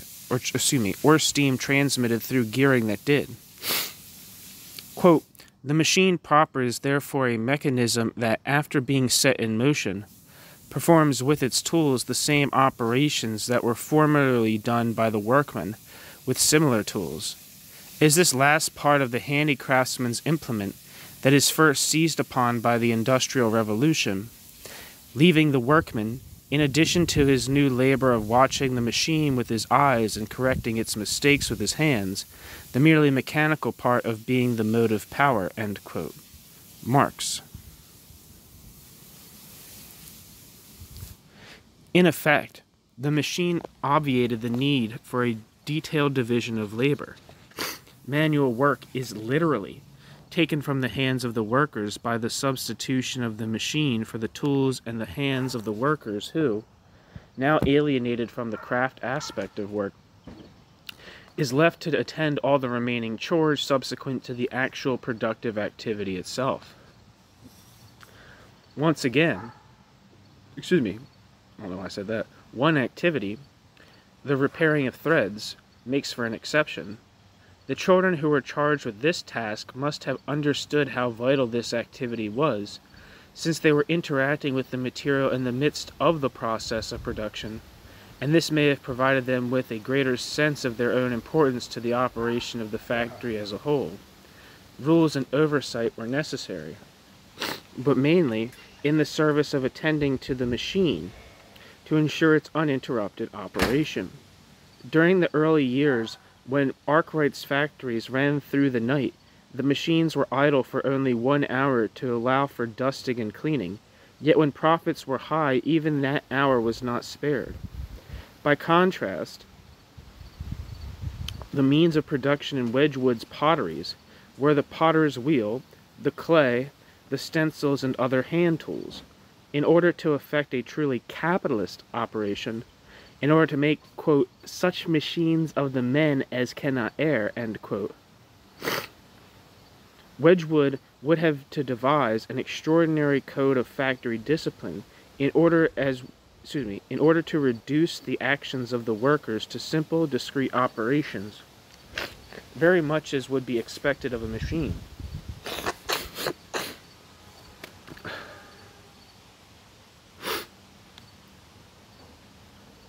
What then of innovations not specifically designed to supplant the manual labor of workers? Can it be said in general that machines were built and exist because one thing they all have in common is that they are labor-saving devices? Ashton would say no. Quote, "It is by no means true," end quote, writes Ashton, that the whole object that the sole sub-object of the industrial discoveries was to, quote, economize labor, end quote.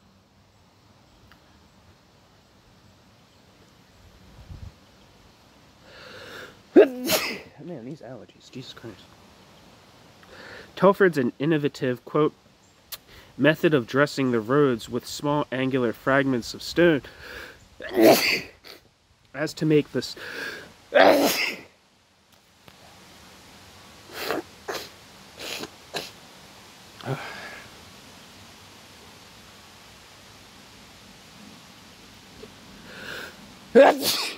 Jesus Christ.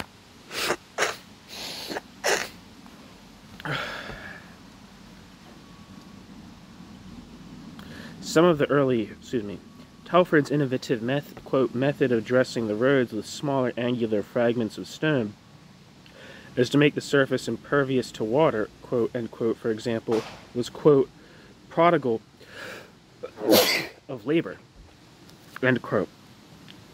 With some of the early innovations of the Industrial Revolution tended to replace unskilled labor. Donkeys, rails, carts replaced human coal heavers. Spinning machinery replaced the domestic spinning of women and children. Clay's flying shuttle allowed one weaver to produce a broadcloth, thus replacing his assistants. Machines could also produce savings in terms of natural resources, capital, or direct savings, resulting in the creation of new wealth. The overshot wheel, which, when it replaced the undershot wheel, produced a tremendous saving of natural energy.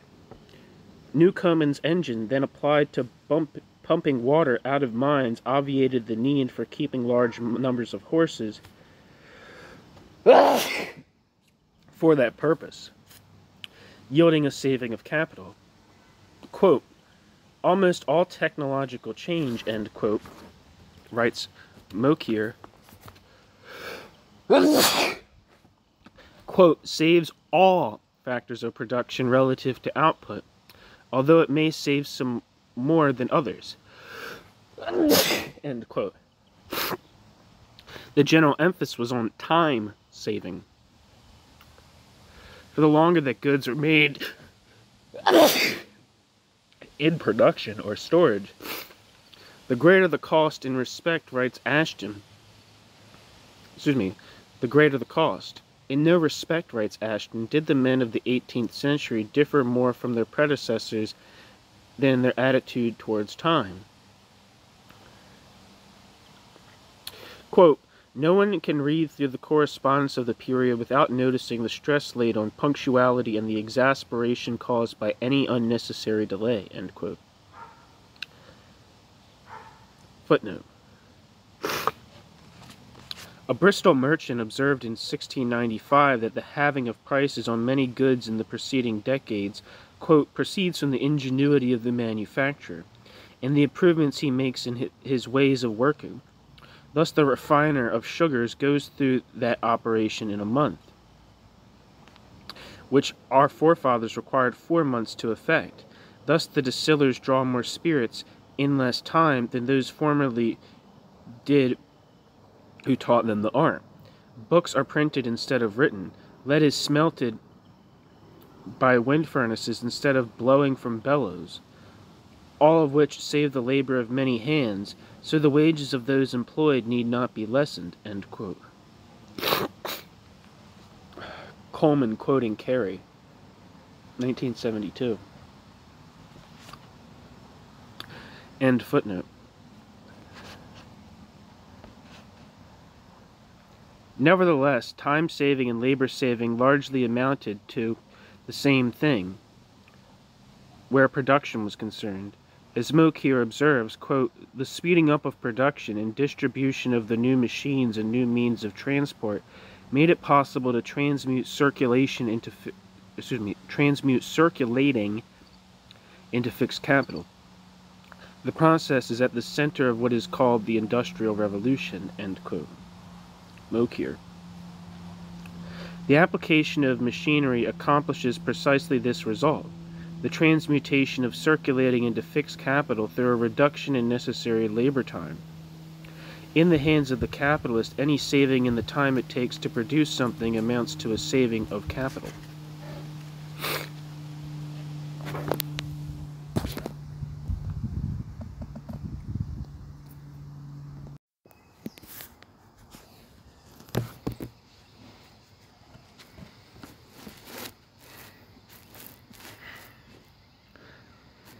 King Cotton and the Cotton King, from factory to factory system. While rising labor costs favored the adoption of machinery in general, one trade in particular was the first to introduce a factory, quote, system based on machine production.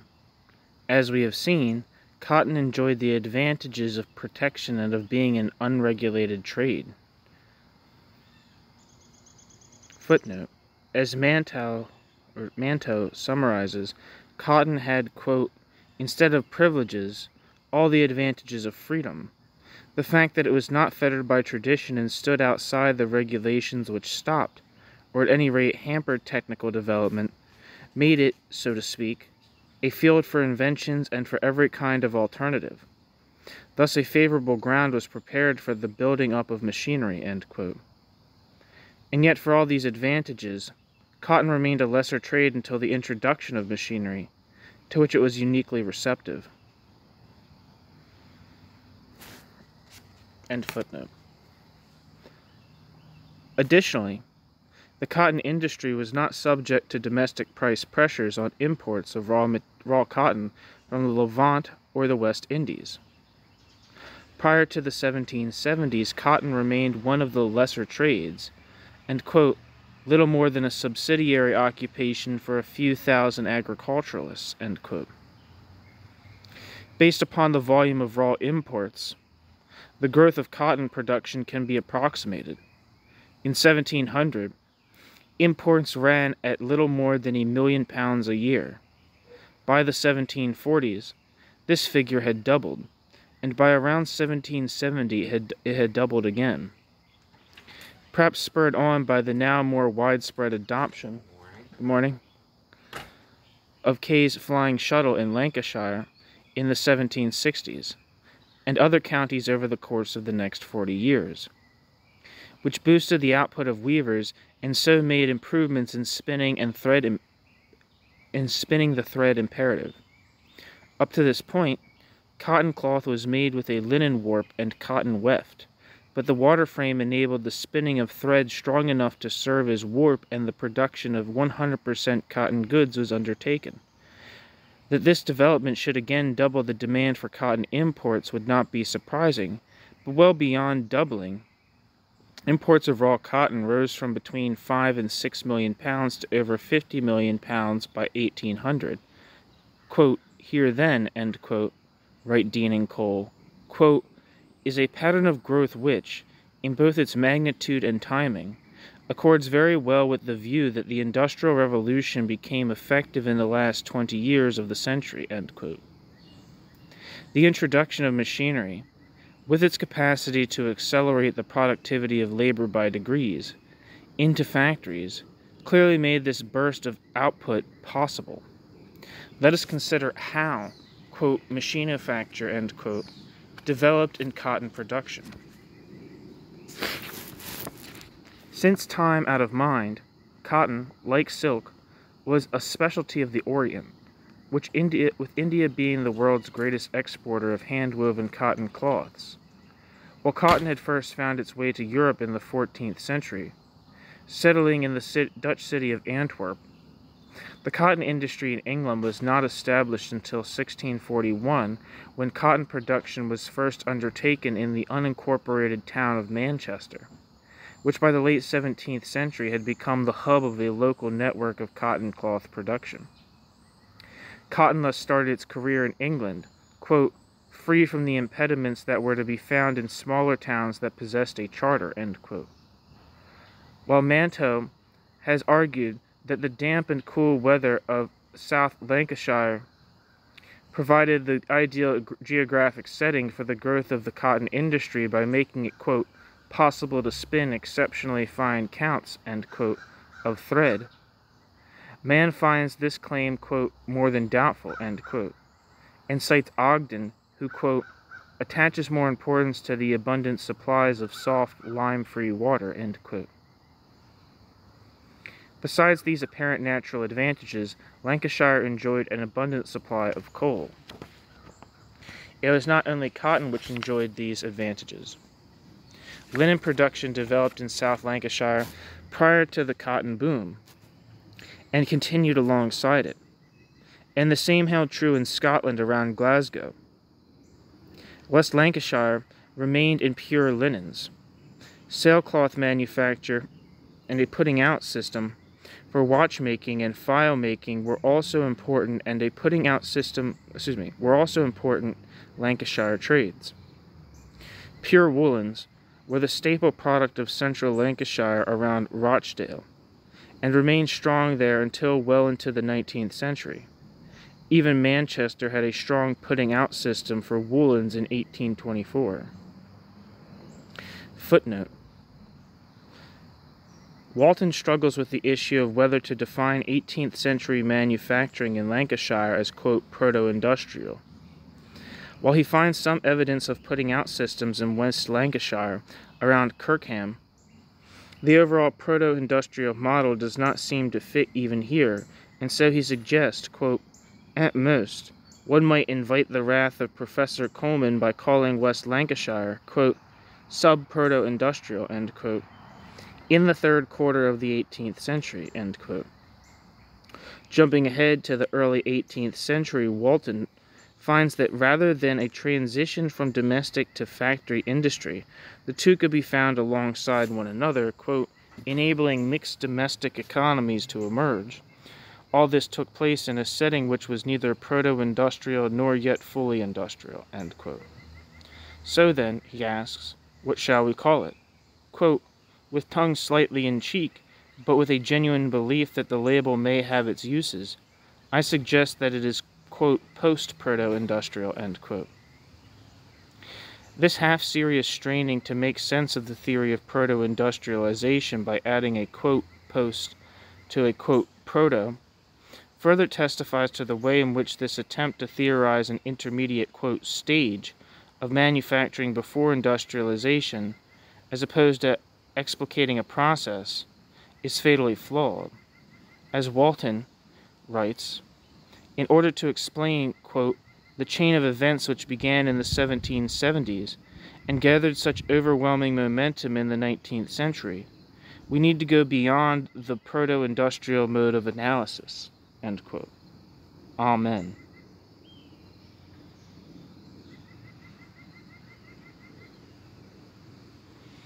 End of footnote. It seems doubtful that, as is often suggested, that the use of Kay's flying shuttle had become so widespread in and around Lancashire that a shortage of cotton thread was creating a crisis by the 1750s and early 1760s. It is more plausible that a shortage was being created because more cottagers were becoming weavers, most not yet employing the shuttle, thereby increasing the demand for thread, while meanwhile rising prices and labor costs were compelling merchants and employers to seek lower production costs and to better regulate supply through mechanization. These are the pressures that induced the Society for the Encouragement of the Arts and Manufactures to offer up the previously mentioned prize in 1761 for the inventor who could find a solution. Footnote. Manto comments that Wyatt and Paul, who had tried and failed to manage a small factory based on their spinning machine, quote, were too early, end quote. If sufficient records survive, a full study of the Wyatt and Paul story would be a welcome contribution to the literature. End footnote. While both the spinning jenny of 1765 and the water frame of 1767 had been invented within 6 years, Mann finds, quote, no reason to suppose that the awards had any direct influence, end quote, on the development of these machines. For, quote, by the time of their invention, the Society had abandoned the idea of encouraging attempts to spin on anything more complicated than the ordinary wheel, end quote.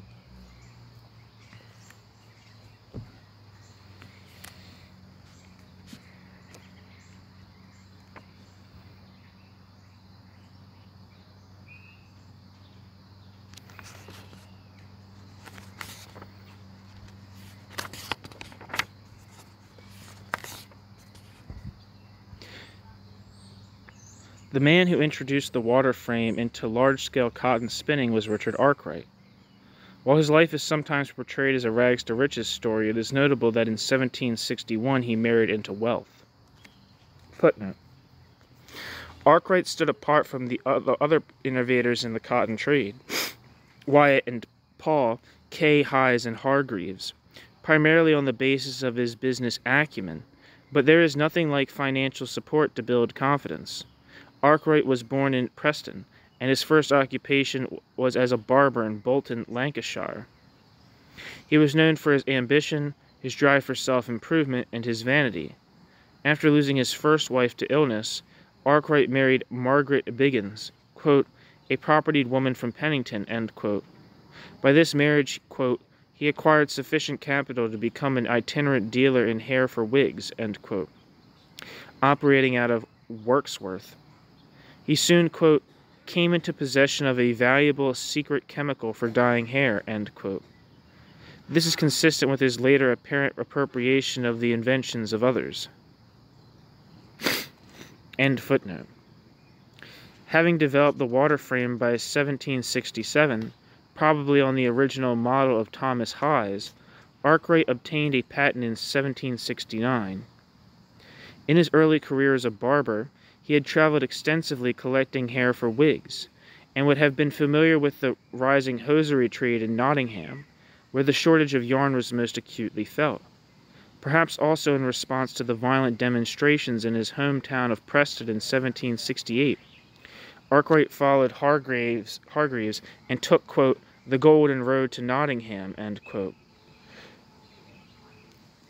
where he succeeded in gaining the support of two of the city's leading merchant manufacturers, Samuel Need, quote, the wealthiest hosier in Nottingham, and Jedediah Strutt, quote, the leader of the Derby trade, end quote. Footnote. Chapman writes, quote, the pages of the trade historians are filled with the stories of artisans who took the Golden Road to Nottingham. They came not only from the frame knitting districts, but also in a few cases from regions beyond. Indeed, by the early 1820s, Nottingham was even attracting German clockmakers, end quote, end footnote. With their support, Arkwright set up his first workshop in Nottingham. Housing only a handful of water frames and powered by horses, it was initially reminiscent of the Wyatt and Paul workshop set up in Nottingham 30 years earlier. Footnote.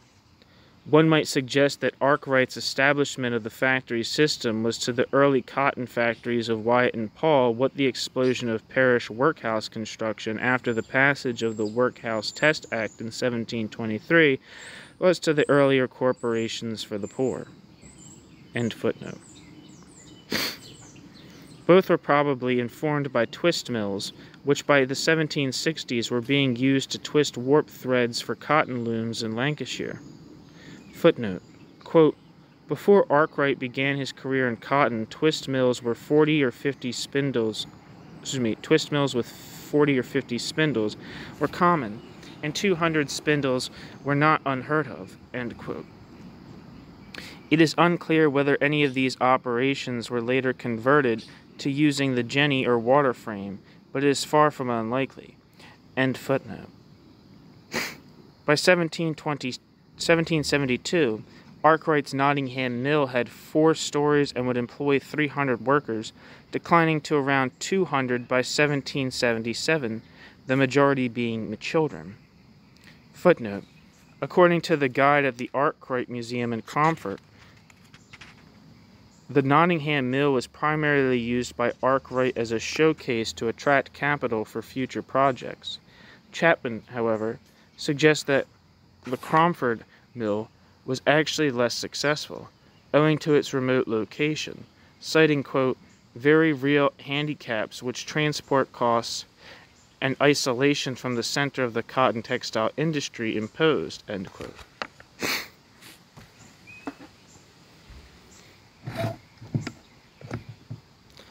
End footnote. Need and Strutt began using Arkwright's finer thread to produce stockings of a superior quality, as end quote, as warp to produce calico, a plain white serviceable cotton cloth. For the first time in England, a cloth made solely of cotton was manufactured, end quote. Rupp and Townsend, 1999. Unsatisfied with the results of using animal power, Arkwright sought out a location in the West Midlands where he could take advantage of the fast-flowing streams and where he could withdraw from the possibility of resistance from competitors and workers opposed to mechanization. Arkwright may also have hoped to take advantage of the cheap labor arising from the failing lead mining trade in that region. With assistance from his partners, Arkwright began building the first of 2 large mills as part of a factory in Cromford, Derbyshire in 1771. Not far from Derby, the new factory building and adjacent workshops were built using the old silk mill as a model. Within a year, Arkwright was employing more than 3 times as many workers as Hargreaves and James employed at their Hockley mill. Footnote. Loam's mill was an influence not only in design but also in working conditions. Commenting in 1816 on working conditions in his Belpore and Milford mills, Strutt declared that the working hours were 6 before and 6 after dinner, each period including time for breakfast and tea. Quote, This has been the invariable practice of the original silk mill in Derby, in this neighborhood for more than 100 years, end quote. Quote, what is significant is that the second, quote, what is significant is that the second generation of Belpers should attempt to justify their practice by allusion to the Derby silk mill. The impression given from the Strutt's remarks is that not only the design of the buildings, but also the details of administration and organization at the Derby mill had been absorbed by the local business community and accepted as precedents. End quote. End footnote.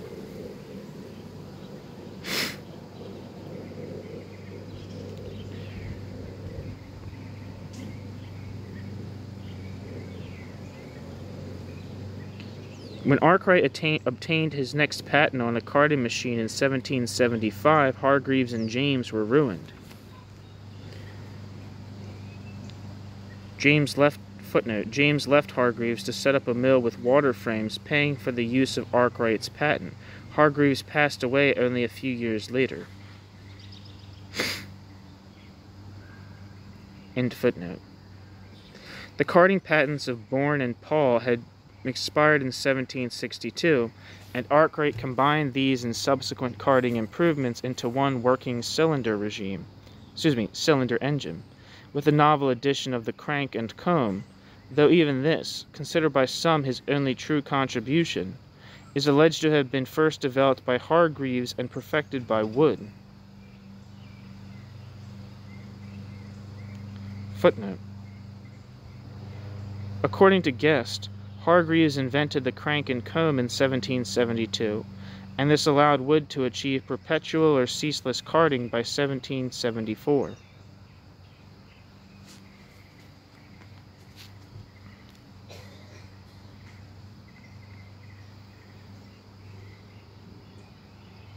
End footnote.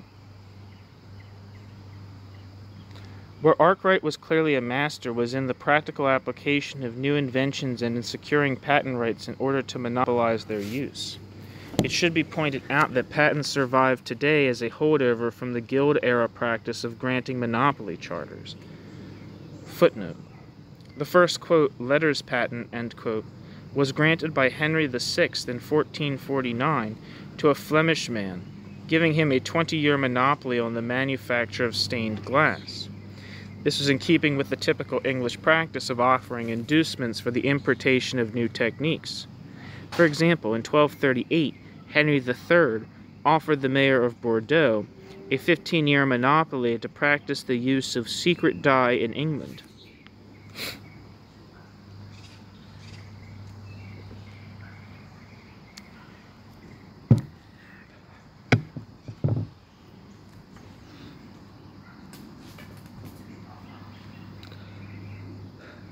What is different about the patent as opposed to the company charter, however, is that a patent grants individual property rights to the holder, and does not presume the existence of a semi-egalitarian community of merchants or craftsmen. Footnote. As a grant of individual property rights, patent rights by definition fall under common law. Further study into the origin of patent rights in Britain in relation to the development of individual private property under common law should prove a fruitful area of inquiry.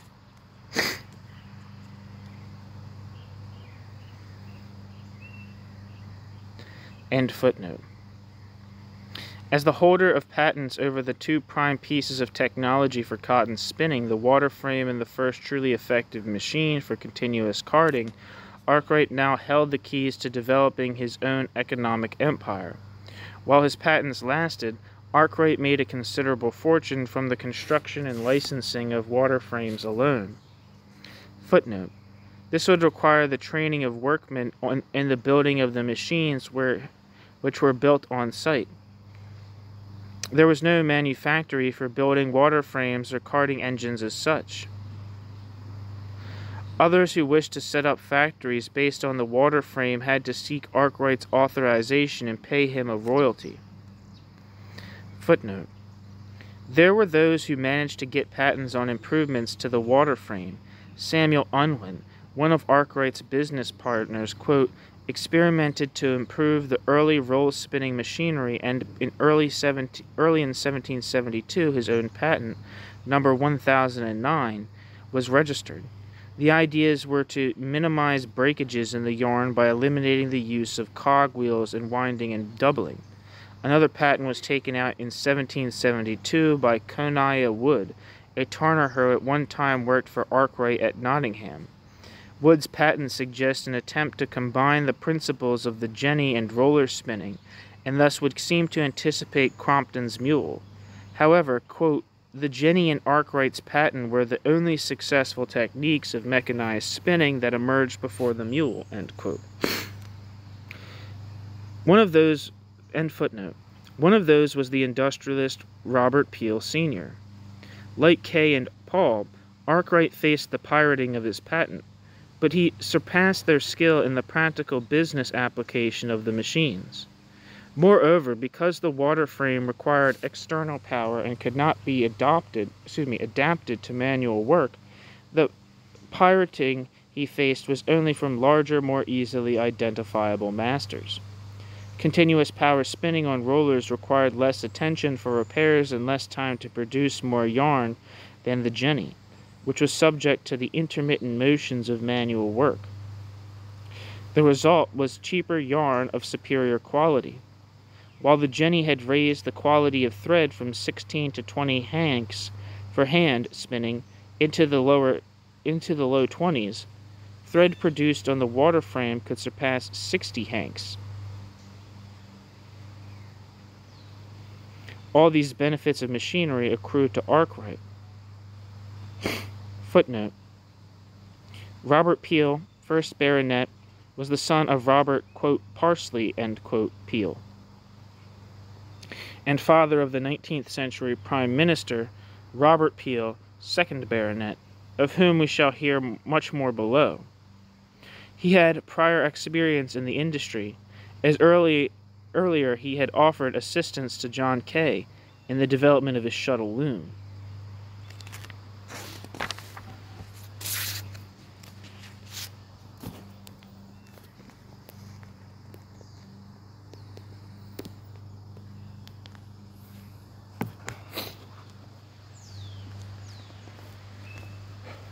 In 1776, Arkwright employed over 200 workmen at Cromford in erecting a second mill 70 stories high and 120 feet long. Completed in 1777, it would soon double Cromford's output. But he faced a setback when multiple attempts to resolve the insufficient water flow led to the inadvertent floodings of local lead mines. Footnote. The second mill was powered by 2 overshot wheels in a pit 20 feet deep, sitting along a half-mile-long culvert or underground drainage channel called a sump. This provided an advantage over the rivers at Nottingham or London, which froze over in winter. Because by channeling the water underground, Arkwright could guarantee a continuous supply of water to drive the wheels. The first mill still stands, but the second mill has been destroyed, and recent excavations have uncovered the pit where the wheels of the second mill turned. End footnote. The lead miners retaliated by sabotaging his flood grates, bringing his operation to a standstill. Worse for Arkwright, this led to a 5-year legal battle which he lost. Meanwhile, Arkwright returned to his home county of Lancashire, a wealthy and famous man, to erect a factory south of Preston at Birkacre near Chorley, with plans to carry on the, quote, whole process of picking, carding, roving, spinning, and peeling of cotton, end quote, under one roof. Fitton. This statement exemplifies Arkwright's conscious design to establish a system of what Stanley Chapman refers to as, quote, flow production, end quote, which for him is what set Arkwright's factories apart from their earlier predecessors, which for the most part were engaged in, quote, batch production, end quote, and which explained Arkwright's spectacular financial success, end quote. Chapman. At a cost of over £4,000, Burkacre was already partially operational by the autumn of 1779, and his foray into the heart of manual cotton spinning country appeared on the verge of success. But on the 4th of October, 1779, 2 days after an initial assault, a crowd of some 4,000 to 5,000 bearing arms broke in, destroyed all the machinery, and burned the factory to the ground. Get 'em. Arkwright called for military support, but only horsemen and dragoons could be spared. Angered that one member of their company had been shot dead and many others wounded, the protesters continued the violence into mid-October. A dozen or more mills were destroyed, Burkacre being the largest by far. Traveling through Lancashire at the time, none other than Josiah Wedgwood encountered a crowd of some of them who he described as, quote, 8,000, and marched by the beat of drum, and with colors they rounded the mill, end quote, and reported that the machine breakers intended to make their way to Manchester, Stockport, and even Cromford, quote, to destroy all the engines, not only in these places, but throughout all England, end quote. The crowd never got within 50 miles of Cromford. Had they reached their town, they would have been greeted by a force of 1,500 men, whom Arkwright had organized, bearing arms and spears on long poles to defend the town and Arkwright's mills.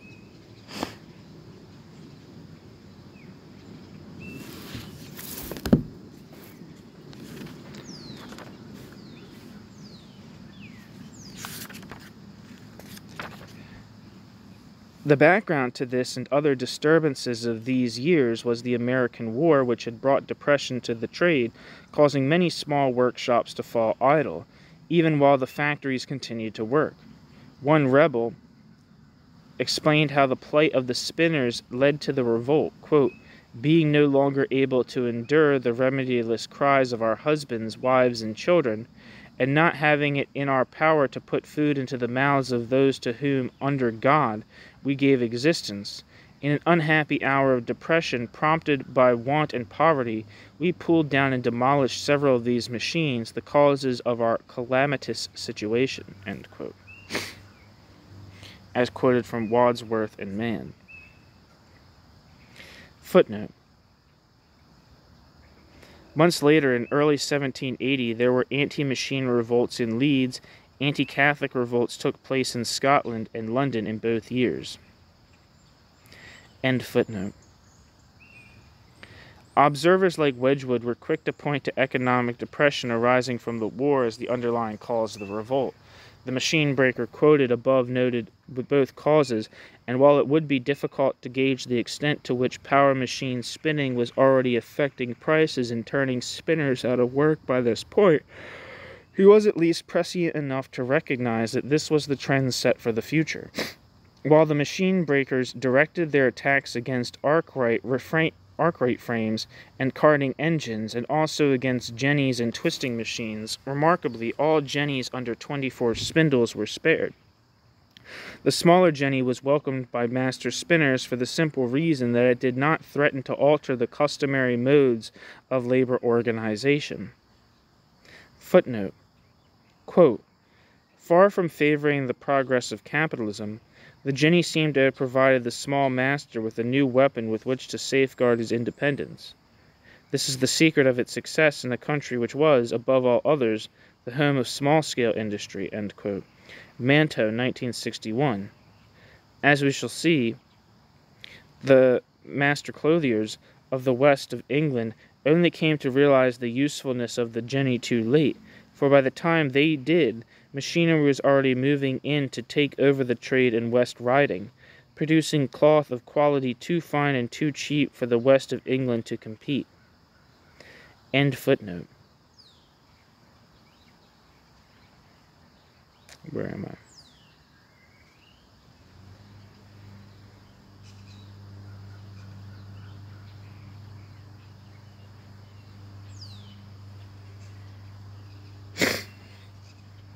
The smaller jenny was welcomed by master spinners for the simple reason that it did not threaten to alter the customary modes of labor organization. The use of the jenny in small workshops and, quote, jenny factories, end quote, survived in economically and geographically peripheral regions such as the Peak District, continuing to satisfy a demand for coarser yarns.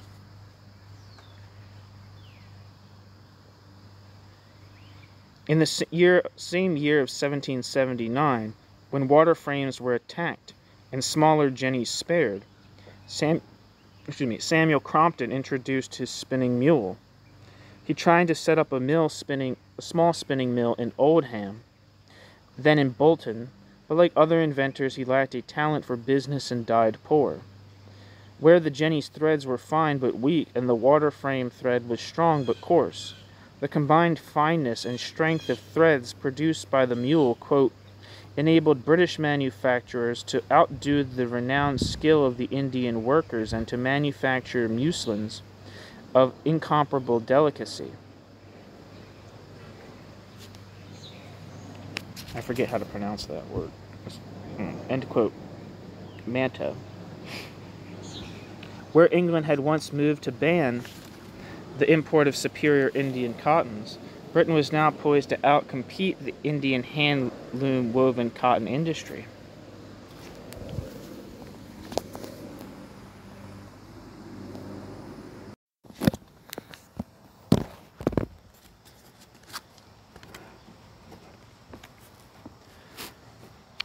The first blow to Arkwright's virtual monopoly came in 1781 when he lost a legal challenge against 9 other spinners who had constructed machines only slightly differing from the water frame.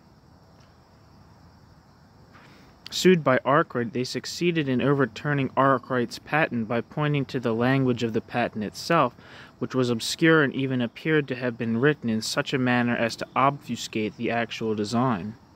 The water frame patent, which was anyway set to expire in July of 1783, was revoked. Arkwright's defeat, proclaimed the Manchester Mercury, quote, relieves the public from a monopoly which they have too long submitted to under plausible and mistaken apprehension, end quote, end quote. As cited in Fitton, 1989.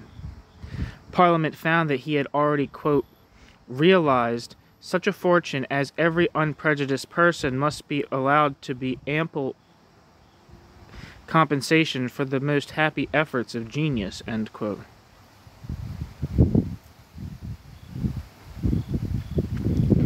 Fitton attributes his loss to, quote, his foolish insistence on prohibitive premiums and his claim to inventions that were not his own, end quote, which, quote, brought the wrath of the whole trade upon him, end quote. Arkwright now turned his efforts against those he alleged were infringing his 1775 carding patent, forcing some to comply but losing most in an atmosphere of intense feelings.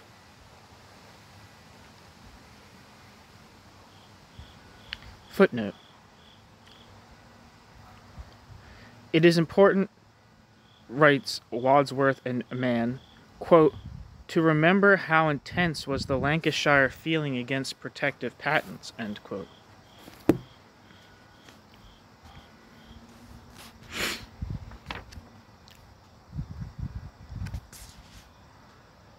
End footnote. The loss did not deter Arkwright. In 1782, his annual profits exceeded £40,000. Less than 2 years after his Birkacre factory was destroyed, he returned to Lancashire to build a factory with the tallest chimney in Manchester. Footnote. The factory was 5 stories high. Quote, the mill's chimney, the highest in Manchester, occupied a base of 40 square yards, dominating the landscape to all of the crowds, end quote. After his partners pulled out, Arkwright sold the Manchester mill to Richard Arkwright Jr. in 1784. In 1786, a second mill, also 5 stories high, was built. End footnote. Elsewhere, Arkwright pressed forward for the building of many more factories, including his giant Mason mill, a red brick structure 7 stories high. He built it along the Derwent, just upstream from the Cromford Mills, alongside his recently built paper mill, By this time, 1784, Arkwright had established at least a dozen mills.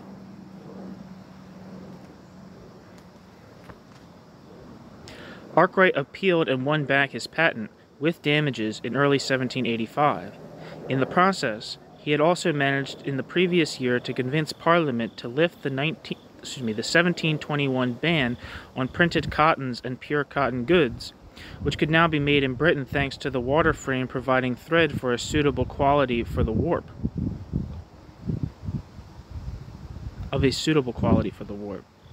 The court decision to restore Arkwright's patent was challenged before the King's Bench, and this time the vagueness of both his patents were used as evidence to support the claim that the poor Lancashire inventor named Thomas Hayes was, quote, beyond any reasonable doubt, end quote, the true inventor of the water frame. Footnote. Hayes' testimony was supported by the same John Kay who had worked with Arkwright on his original model and who testified that he had revealed Hayes' designs to Arkwright. Kay's wife and the widow of James Hargreaves also testified. The fact that Hargreaves' widow supported Hayes' claim that not only was he the inventor of the water frame, but also of the jenny would suggest that both were true. Arkwright had no background as an inventor before 1768. Hayes had been experimenting with machines in an effort to improve the model of Lewis and Paul since his marriage in 1747, and had in fact attempted to set up a business using his inventions, but lacked the business skills to succeed.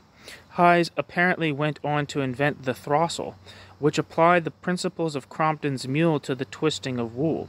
He was thus apparently an inventor of great skill and possibly the single most important inventor of the early Industrial Revolution as far as textiles are concerned. Quote, there never was a greater practical attempt made to mystify a subject since the creation of the world, end quote, writes Guest, quote, than this specification of Mr. Arkwright's, end quote. The bias in favor of Hayes and against Arkwright in Guest's work leaves his entire work open to question. End footnote. Where was I? Both patents were canceled. Arkwright, quote, told fellow manufacturer Josiah Wedgwood that he intended to take revenge on an ungrateful Briton, end quote. Footnote. Arkwright vowed to share his designs with other countries. 6 years later, the United States granted a patent on the water frame to William Pollard of Philadelphia, quote, assignee of Richard Arkwright, end quote, for a machine for, quote, spinning and roving cotton, end quote. End footnote.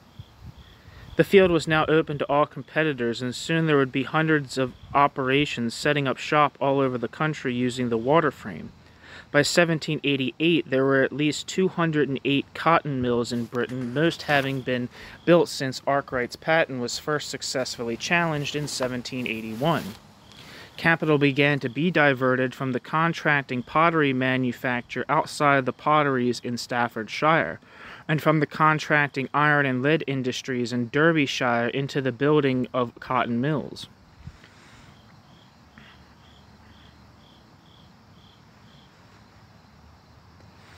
The, quote, geographical distribution of Arkwright's mills largely determined the local pattern of the Midlands cotton spinning industry, end quote. He was but one of the many key figures in the development of the textile industry who relocated to the West Midlands from elsewhere. But his decision to place the capital of his empire at Cromford cut him off from centers of innovation such as Nottingham, ensuring that his dominance of the trade would not last. He had enjoyed 16 years of near monopoly over factory spinning, which ended in 1785, and where he needed credit to start out. By 1784, he could purchase the massive Masson mill with cash. The factory empire he would bequeath to his son upon his death in 1792 was valued at over £500,000.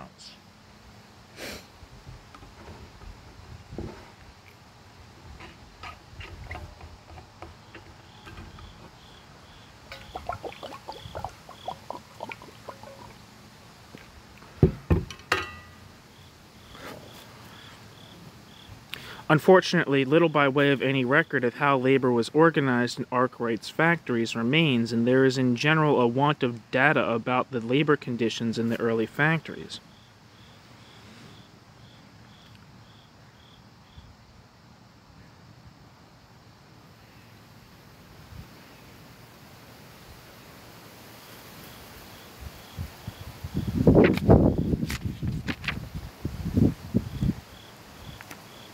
As in the early silk mills, the labor force in the cotton mills was made up predominantly of women and children, not because they were cheap, but because otherwise the mills would have been without sufficient labor, or at least without sufficient child labor in relation to the number of adults. End quote. Pollard. Men supplied the skilled labor to construct the mill and its machinery. Parents, quote, were only too eager for their children to be accepted into the mills, end quote. Pollard. At Cromford in 1789, only 150 of the 1,150 workers were men. Chapman. Arkwright, who employed mainly pauper children, had no trouble finding children at Nottingham or later in Manchester, but at Cromford any hopes he may have had of recruiting from the local lead mining force were soon dashed, and he initially had to recruit from nearby towns. In general, the factory master's demand for child labor was greater than local supply, even in a time of rapid population growth, and pauper children were imported by the score from Middlesex and the large towns to serve as indentured labor in the rising factories of the Midlands. Footnote. Writing some 60 years later, Engels commented that, quote, the memory of the shameless and brutal treatment of women and children at that time, which was quite relentless while there was still a single muscle, sinew, or drop of blood to be exploited, is still very much alive among the older generation of workers in England. Some of these workers still carry this memory with them in the form of a crooked back or crippled limb, and all are haunted by it on account of their irrevocably damaged health. End quote. Engels.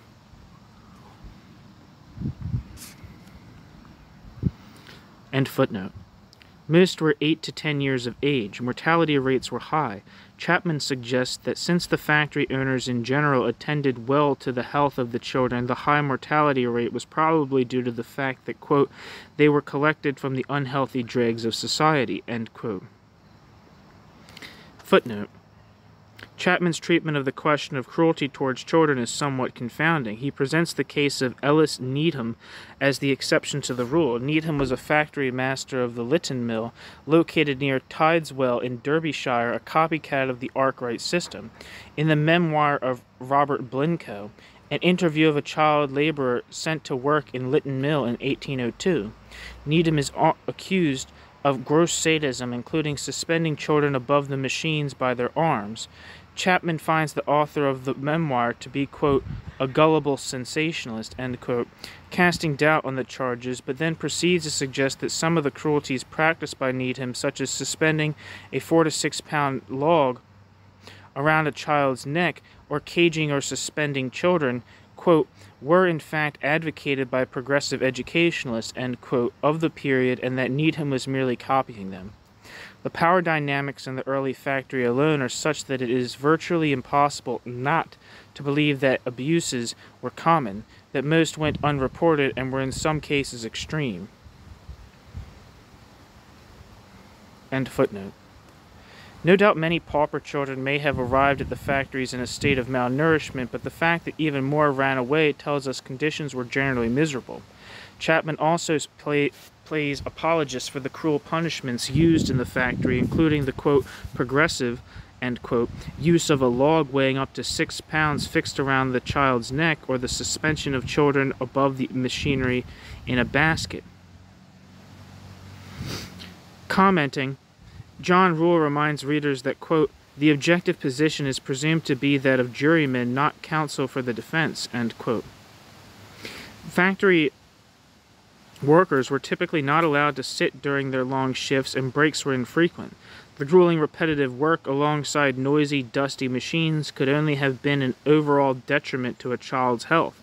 In the early days, the machines were kept running through the night, with the children taking alternating shifts. As discussed in Chapter 5, Chambers suggested that the population that moved into the factories came not so much from those dislocated by enclosures as from the rapidly increasing population of Britain in the 19th century.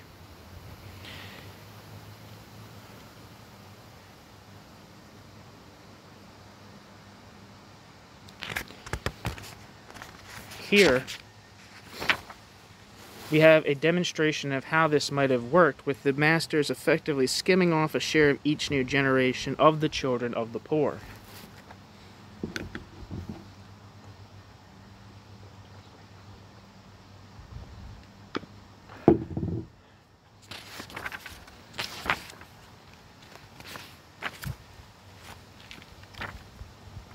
As a rule, large masters were better able to provide for their workforce. Arkwright's, quote, initiative in building an inn in 1779 and a market in 1790 at Cromford was almost unique, end quote. But as the largest and most successful capitalist of his day, he would have had the means. Footnote. Arkwright was providing, quote, a public house, a weekly market, and garden allotments to retain his workforce, end quote. Other leading capitalists like Strutt or Dale offered similar incentives in what appeared to be a competition for labor. End footnote. Arkwright and Strutt also threw a feast for 500 workers at Cromford in 1776 and annual balls until 1781. When in 1802, in response to a report telling of the poor health and stunted growth of factory workers, Peel's Health and Morals of Apprentices Act was passed by Parliament. Subsequent factory inspections revealed sound conditions amongst the wealthier operations, but poor ventilation and hygiene in smaller operations. When we set out to measure the cruel treatment of women and children versus the abysmal conditions of the domestic system or abject poverty, or when we note the industrial protests lessened during periods of higher employment, we are already at this early date on the terrain of the standard of living debate. Here it is sufficient to point out that to put the focus on the morality of individual factory masters is to lose sight of the larger process at work. Inasmuch as machines themselves greatly facilitated a capitalist structure of ownership and division of labor, this made the reduplication of the factory driven by machines far more expedient than a factory relying solely on a minute division of labor and extensive training of the workforce. So here is another advantage of the machine, facilitating the easy reproduction of factories, thus enabling the elaboration of a factory, quote, system, end quote. If we are to give Arkwright credit as an innovator, then it is in the introduction of a factory, quote, system that his true genius resides. Power spinning, quote, set in motion a sequence of technical and organizational changes in connected branches of industry, end quote. Oh, God. Earlier stages now required improvement. Cleaning, batting, carting, drawing, roving would now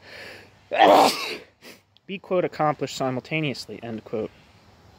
Rupp and Townsend.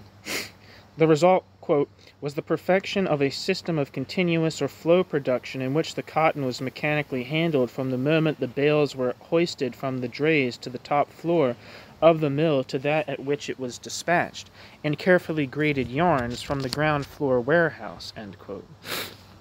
Flow production, quote, required workers at each stage of the process to work at the same pace to prevent bottlenecks, end quote. We can easily make a comparison here with the feedback loops discussed in Chapter 3, for here again the falling price of the industrial as opposed to agricultural products sets in motion a self-reinforcing process of change. Factory production intensifies production, increasing productivity, thereby creating a surplus of supply in one component of the production process, necessitating the application of automation or factory discipline to the production of other components. As a result, new factories arise and the factory system expands. Feedback loop number 1, as factory production expands, it gradually extinguishes domestic manufacturing or subordinates it to its needs, thus requiring the disciplining of the new workforce, thereby expanding the supply of trained factory labor. Feedback loop number 2. In good times, new capitals enter and set up new factories. Competition is intensified and drives the compulsion to innovate further. Feedback loop number 3. As production lurches forward, especially with the aid of machinery, supply outstrips demand and prices fall in a crisis of overproduction. As a result, many firms, mostly smaller firms, are called by bankruptcy. Idle buildings and machinery can be purchased for a song, thus attracting capital and encouraging concentration. A new wave of investment ensues. As demand catches up with supply, production recovers and factory building resumes, with smaller capitals getting back in the game, and so on. Such cycles of boom and bust were already to be witnessed in the cotton trade of the late 18th century Britain. Late 18th century Britain. In 1788, a depression hit the trade in those regions using the jenny were hit hardest. With widespread shutdowns and the dismissal of many hands in Lancashire and Cheshire, the price of number 100 cotton yarn had fallen from 38 to 35 shillings a pound. Supply was outstripping demand, and falling prices only encouraged spinners to increase production further, leading to a crisis of overproduction. The recovery was swift, and building soon started up again. In 1791, John Kennedy and his partner James McConnell set up a mule spinning shop in Oldham with a capital of, quote, not more than 600 or 700 pounds, end quote. A year later, John Byng would write from Oldham that, quote, every vale swarms with cotton mills, some not bigger than cottages, end quote. But in 1793, the price of number 100 had fallen to just 15 shillings a pound, and again depression set in. This time the depression was actually part of a larger financial crisis due to the shortage of credit that was only partially attributable to the unprecedented, quote, boom, end quote, of, quote, King Cotton, end quote. Other industries such as iron were simultaneously taking part in a booming trade, and as the financial system could not keep pace, a, quote, bust, end quote, followed. Pitt helped to restore confidence by issuing new treasury bonds, and the cotton boom was soon back on track.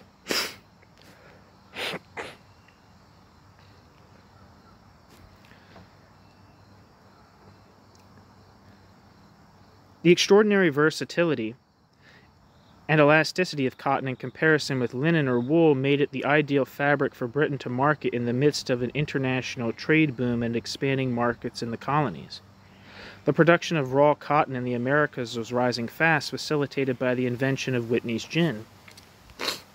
In 1789, the influx of American cotton broke the age-old monopoly of Asia on cotton growing. Quote, moreover, whilst India and China only exported their surplus crop, practically the whole of the American crop was sent to European ports. In this way, a double stream of imports converged on Liverpool, end quote. It is little wonder that among the first canals of the canal boom was one connecting Liverpool and Manchester, and that the first railroad line traced the same route. By the 1790s, capital was diverted away from the construction of factories on the Arkwright system and into mule spinning. In 1790, a Scot named William Kelly adapted Crompton's mule to water power. Footnote. Quote, from that time forward, the mule became the spinning machine par excellence and took the place in current use of Hargreaves' jenny, end quote. Manto, 1961. By this time, Samuel Oldknow of Nottingham was already the leading maker of the fine muslins using the mule. His first workshop may have been supplied by yarn spun by Crompton himself in the early 1780s. End footnote. In 1795, McConnell and Kennedy of Manchester succeeded in applying a Boulton and Watt steam engine to the two, quote, heavy, end quote, motions of the four-movement cycle of the mule, bracket and end bracket. Many of the pioneers of the Arkwright system, like the Peels and Douglases, began to direct their investment into the new and rapidly developing technique, end quote. Footnote. Quote, the Leviathan of the bracket mule spinning end bracket industry, Livesey, Hargreaves & Co. of Blackburn, employed about 900 workers shortly before their bankruptcy in 1788. End footnote. While the water frame had attained thread of over 60 hanks, The mule soon produced thread in excess of 80 hanks, reaching over 300 hanks by the end of the century. The, quote, slubby billy, end quote, a jenny-like machine for preparing the cotton for spinning, and the, quote, throstle, end quote, also came into use in the 1790s. According to Professor Chapman, the textile printing industry in England dates from around 1676, when printworks making calicos in imitation of those that had for a long time been imported from the Orient, chiefly India, began settling along the southern tributaries of the Thames in the vicinity of East London, where bleaching and dyeing operations had long been established. Since water wheels on the Lea, the Wandle, and the Cray rivers provided the motive power for bleaching, dyeing, grinding, polishing the copper plates, and printing, quote, most of the large calico works could easily have qualified as factories if we adopt the elementary criterion of identifying factories as manufacturing plants where power was employed, end quote. By 1763, there were at least 18 larger works in existence and dozens of smaller works to be found in London, but also in Lancashire, Scotland, and in Dublin, Ireland. The Peels were exceptional in that most entrepreneurs who entered the cotton trade in the Midlands were either already established in the hosiery trade, shifting their investment out of the declining trades such as lead mining, iron smelting, or other textiles, or were simply speculators. But the Peels started out in cotton in Lancashire and expanded into the Midlands, combining the latest technology and turning out high volume.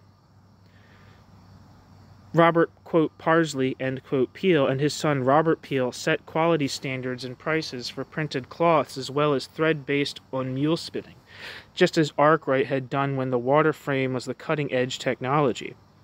Also, like Arkwright, the Peels experimented in vertical integration, combining spinning, weaving, and printing within one large operation. In 1789, Arkwright had some 800 souls employed at his Cromford mills, while Jedediah Strutt had 600 working at his Arkwright system mill at nearby Belper. By 1800, the factory system run by Arkwright Jr. was still the largest in Britain, but from the mid-1780s, its decline had been foretold in the, quote, failure of Arkwright and Son to keep abreast of technical developments, end quote. Chapman.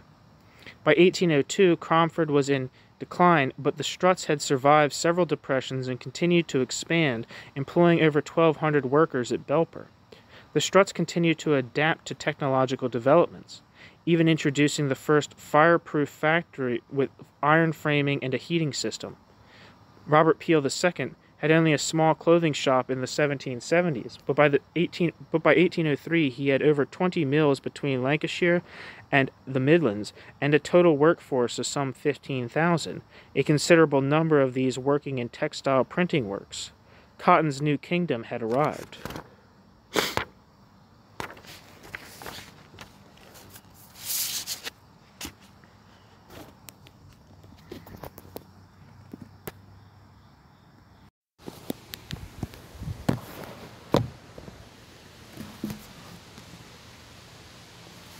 Little blustery out today. Technological versus organizational innovation.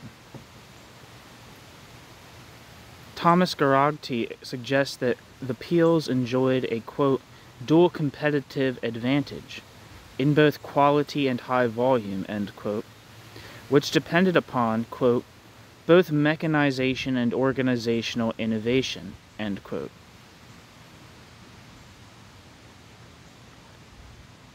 It might be Gerardi. G-E-R-A-G-H-T-Y. The centralizing of weavers into manufacturing warehouses did not appear to have provided any great advantage, however, and the Peels were willing to settle for offering inducements to weavers to move closer to their works, despite viewing these types of centralized operations that combined machinery with manual work, like hand weaving, as rudimentary factories.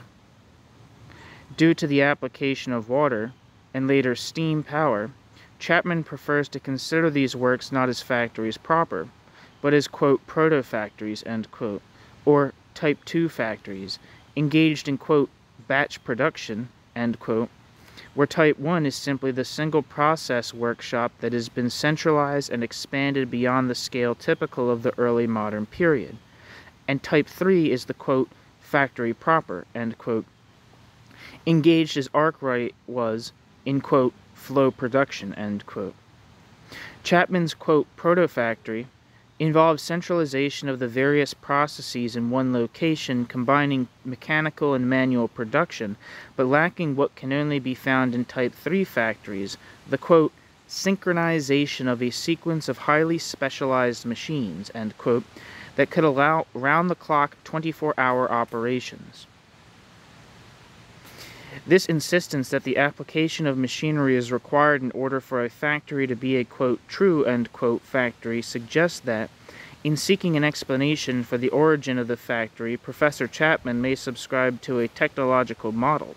Yet his emphasis on the machine has everything to do with the role that machinery plays in the way that production within the factory is organized.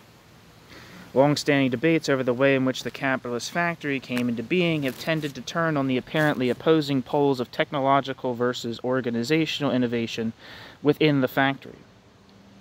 Geraghty has suggested a way out of the conundrum by way of asynthesis. On the one hand, writes Geraghty, we have what he calls the economies of scale hypothesis, which is based upon a technological model. Technological innovation required greater investment in fixed capital, necessitating centralization. On the other hand is the transaction cost hypothesis, which proposes that organizational innovation allowed manufacturers to reduce transaction cost in the form of reducing the amount of time workers were idle or limited workers' embezzlement of, quote, embezzlement of raw materials, end quote. No, quote, I don't even know if it's quote. Limiting workers, quote, embezzlement, end quote, of raw materials. The transaction cost hypothesis is supported by the existence of non-mechanized factories such as Wedgwood's Pottery Works. Because the growth of factories was faster in cotton and worsted production, which were the first lines of textile production to mechanize, than in flax or wool, Geraghty cannot accept the implication of the transaction cost hypothesis that organizational innovation was more important than machinery in the development of the factory. Footnote.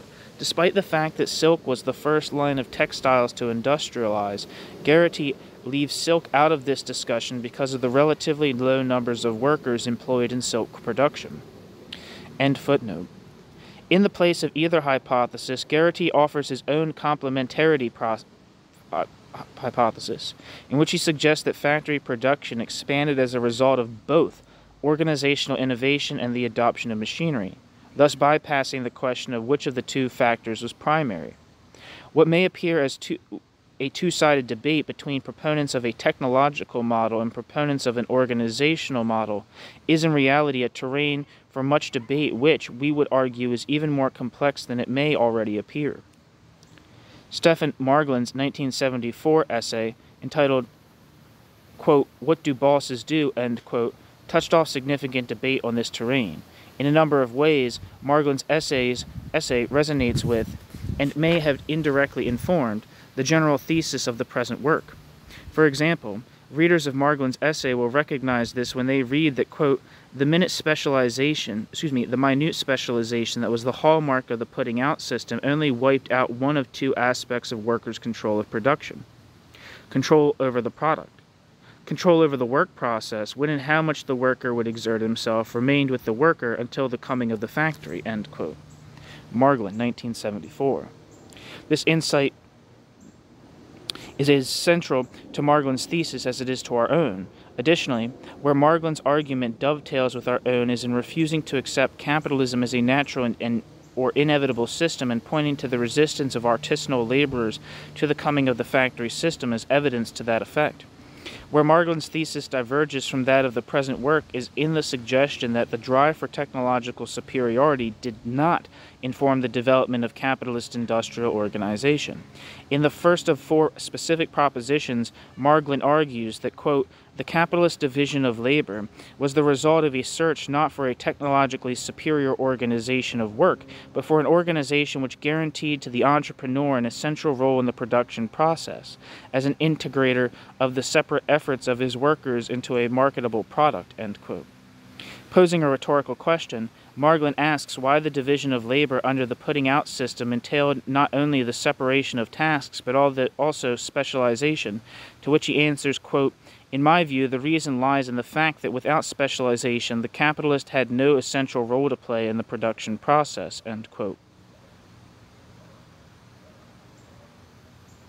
Using a divide-and-conquer strategy, Margolin argues, the capitalist putter-outer insinuated himself in the production process and thereby ensured that, quote, he would remain essential to the production process as an integrator of these separate operations, end quote. Margolin, 1974. This important step, which facilitated the formal subsumption of labor to merchant capital, was clearly a major and important step along the road to the real subsumption of labor, when the laborers lose their control over the labor process upon the capitalist master taking direct command of production. But Margolin is confusing the how with the why, implying that the capitalist employer wanted control of production for control's sake.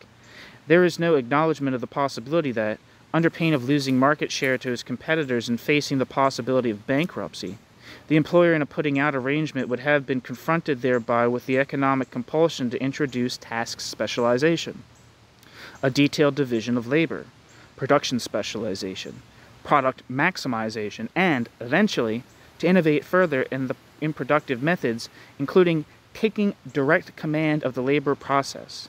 Contrary to Margolin, it is our contention that the emergence of the factory arose directly out of the search by employers to find a more efficient form of production.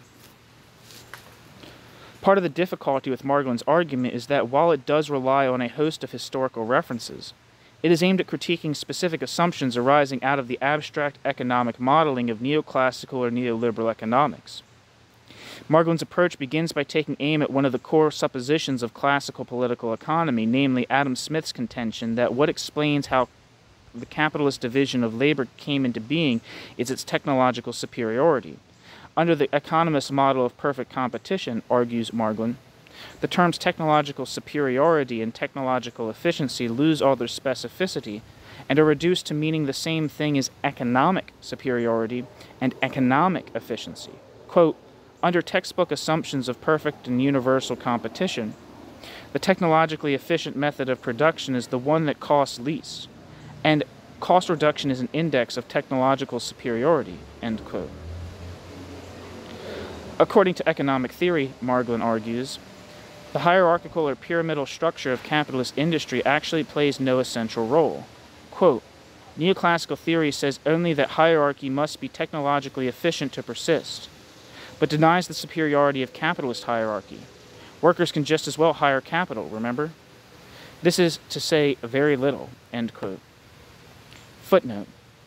In what follows, Margolin develops his argument by criticizing Smith's use of the example of the pin factory to buttress his argument about the superiority of the division of labor, but does not return to his critique of neoclassical economic assumptions about perfect competition and technological superiority by way of providing a summary. This leaves the argument somewhat unfinished and thus open to criticism. End footnote. Here, Margolin is taking economics to task by showing how the problem of justifying the hierarchical organization of production is evaded by a sleight of hand. At the same time, however, Margolin effectively adopts this point to argue that the role of the capitalist and of hierarchy in production is unrelated to improving technological efficiency in production. Quote, the social function of hierarchical work organization, end quote, he writes, quote, is not technical efficiency but accumulation, end quote. Here, Margolin seems to divorce the drive for efficiency from the drive to accumulate. Are the two not intimately related? The most controversial assertion from Margolin comes when he writes that it was, quote, technologically possible, end quote, for a, quote, workman with his wife and children, end quote, to realize, quote, the advantages of dividing the overall production process into separate tasks without specialization. The proposition prompted a condescending rebuttal from none other than that fan of Prometheus, Professor Landis. Footnote. Notwithstanding the almost tongue-in-cheek tone of Landis's entire essay, his condescension shows itself in full at the conclusion when he writes, quote, "In the last analysis, then, I see Marglin's essay as exercises in optative economics, useful for the historical questions they raise, but directed primarily to true believers as a vision of what might have been and ought to be. His aim, implicit if not explicit, objective if not subjective, is to delegitimize the capitalist today," end quote. And Landis's aim, no doubt, is to defend the capitalist today. By questioning the legitimacy of the capitalist and not the nature of capital as a social relation, Marglin was bound to provoke this kind of reaction. Nonetheless, Landis's parting shot, by way of a charge of pure utopianism, quote, "But as every good economist knows, there is no such thing as a free utopia," end quote, is unjustified and undeserved. End quote. Not end quote. End footnote. Landis proceeds to break down the complicated problem of efficiency and defend the reputation of the capitalist by way of a long digression on the commercial and organizational requirements that make the capitalist indispensable. Landis argues, persuasively, that the capitalist employer does contribute to overall technological efficiency, with much of this contribution taking place outside the sphere of production and more in the mode of marketing.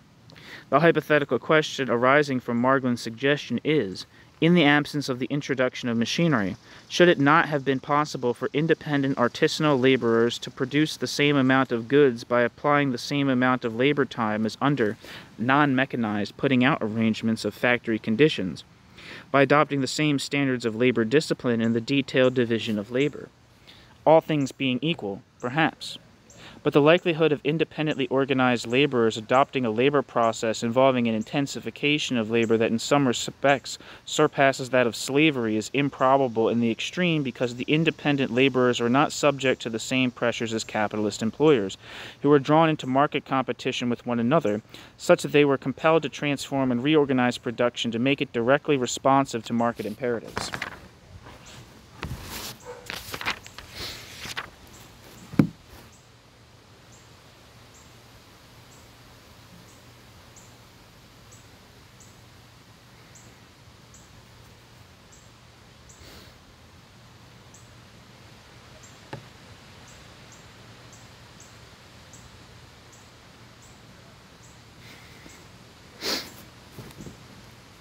There is no question that the adoption of machinery accelerated the further development of factories. For by accelerating the speed of physical production well beyond what human muscle power can achieve through the transmission of water, steam, and later electrical power to the assembly line, machines have the capacity to increase productivity at a rate that simply cannot be achieved through organizational innovation alone. But within the capitalist employer's toolbox of cost-cutting, labor-saving measures, machinery formed only one very important component. The transformation of production along capitalist lines generally preceded the introduction of machinery, and therefore was not a precondition necessary to making such a transformation possible.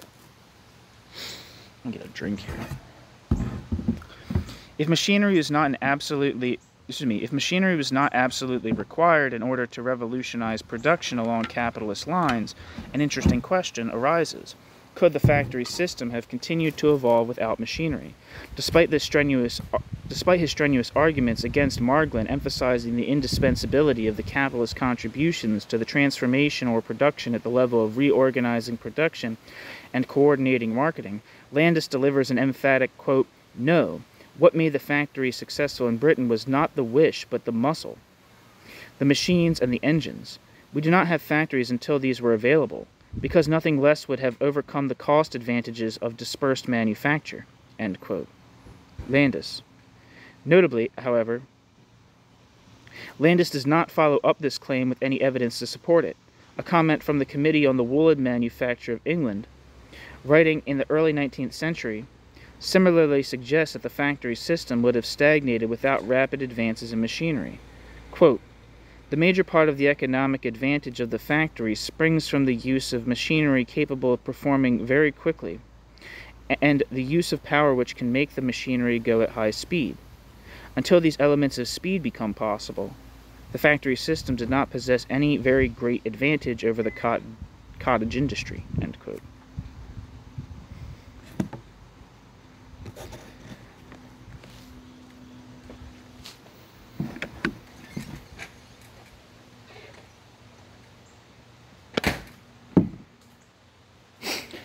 Despite these assertions, there seems little question that Wedgwood's 18th century works, which continue to this day to produce pottery using the same manual techniques and careful division of labor and oversight, produced pottery superior to that produced under the domestic system. So we see no reason why organizational innovation could not have continued to generate greater efficiency in production in the absence of machinery, since short of some sort of competitive pressure, it would have continued to compel the transformation. The, quote, technological imperative, end quote, to introduce and to constantly revolutionize machinery only becomes an imperative once a particular type of machine, such as the spinning mule or the power loom, is introduced into a particular line of production. Once that happens, other factories in the same line of production are hard-pressed to survive without adopting that machinery or, what is even more important, without keeping up with the latest innovations in machinery.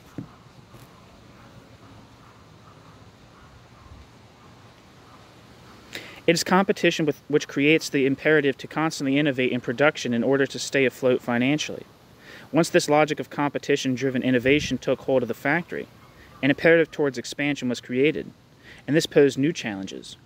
As Pollard states, quote, technology made it imperative, if progress was to continue, that business should grow beyond the size which a single proprietor or small group of partners could directly overlook. Firms had to cope, and they learnt to do so, end quote. Certainly, investment in machinery could contribute to the imperative to grow, but we must be clear that this formed only a part of the imperative to innovate.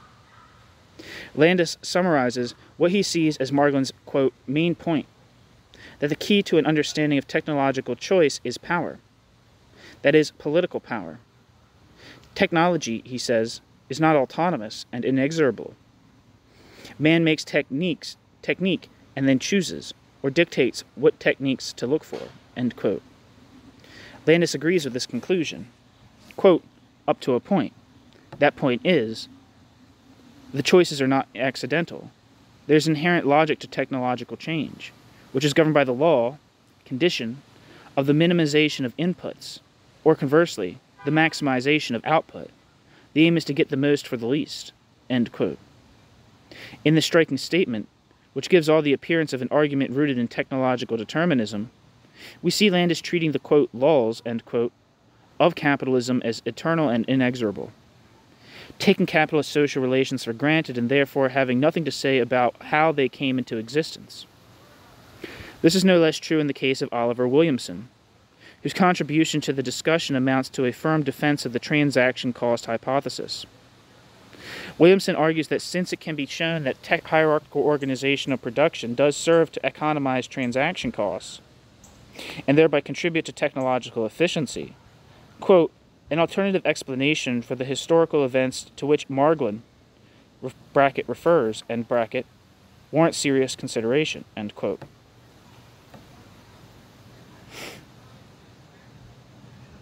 Hierarchy, concludes Williamson, quote, is ubiquitous within all organizations of any size, inveighing against hierarchy is rhetoric, but the logic of efficiency and the historical evidence disclose that non-hierarchical modes are mainly of ephemeral duration, end quote. Williamson. Here, as in the case of Landis's sturdy defense of the substantive contributions of the capitalist, Williamson's rather brutal defense of hierarchy and his straightforward conclusion that, quote, the organization of work is, predominantly, a transaction cost issue, end quote, are somewhat inescapable, so long as we admit that while these assertions may be true of capitalism, they do not necessarily apply to non-capitalist modes of production. To his credit, Landis is careful to acknowledge that Marglin bases his argument upon an understanding of efficiency measured not in cost savings, but in labor time. Noting this, we can draw out of Marglin's essay, the implied argument that the partial/formal, or direct/real, control of the production process enjoyed by the capitalist employer could bring about cost savings while at the same time decreasing the efficiency of labor so far as the laborer is concerned. It is not only possible, but it is in fact central to Marx's critique of political economy, that the laborer may work longer hours in return for the same or less money as before, or may experience an intensification of his labor for a wage that is the same as it was before or less. In other words, the capitalist factory may contribute nothing or may even reduce the efficiency of labor, if measured in terms of the remuneration for the duration and intensity of the work performed. In keeping with his engagement with neoclassical economics and its propensity to conceptualize economies in the aggregate, Marglin's second essay explores the question of savings and building on the argument of the first essay, that accumulation, not efficiency, justifies capitalist hierarchy, elaborates that the function of hierarchy under capitalism is to perpetuate a high rate of capital formation among the rich and a correspondingly low rate of saving among the working class. In short, underpinning Marglin's two essays is the question, efficiency for whom? Returning to Marglin's problematic assertion that the role of the capitalist employer was superfluous, in a footnote, Margolin further weakens his case on this point through the following concession, quote, "This is not to say that the putter-outer, or, quote, master manufacturer, end quote, never contributed anything of technological importance to the production process. But where the capitalist did contribute a useful technological innovation, he could effectively appropriate to himself the gains of what in economic terms is a, quote, public good, end quote, end quote." Footnote. The quote continues, quote, "He could effectively appropriate to himself the gains of what in economic terms is a, quote, public good, end quote, by preventing others, particularly his workers, from learning and imitating his trade secrets. What better way to achieve secrecy than to insist that each worker know only a part of the whole?" End quote. This last observation touches on a key point in our investigation, however much it inverts the equation. For it was by keeping secret the, quote, mysteries of the trade, end quote, that guilds and their successor organizations maintained control over the labor process and excluded unwarranted, quote, foreigners, end quote, Forryns. Seizing direct control of the labor process also meant seizing control over knowledge of the labor process, or in other words, the ability to transmit the skill from one generation to the next. End footnote.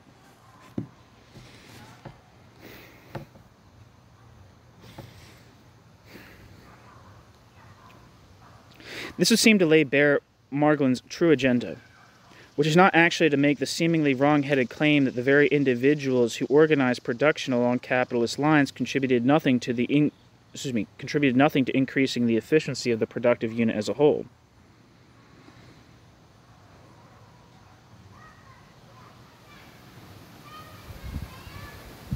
But rather to argue that the efficiency gains that were and are achieved were and are effectively appropriated by the capitalist class, resulting in an aggregate functioning of the whole system that could be characterized as massive inefficiency. Footnote. As measured, for example, in terms of the balance of savings between the wealthy few and the masses.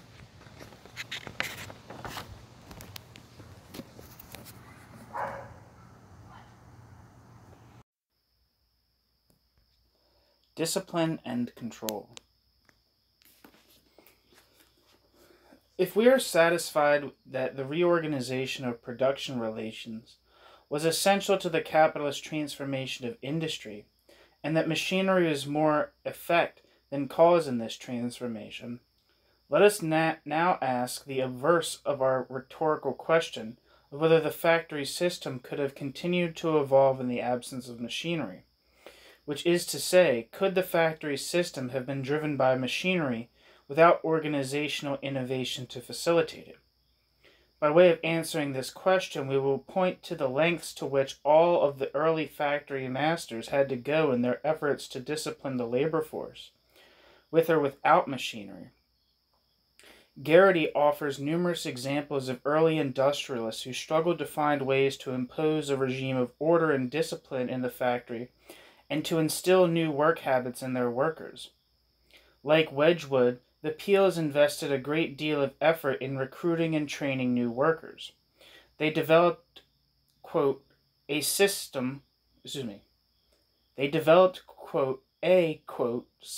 punctuality and regularity which approached the discipline of military drill, end quote.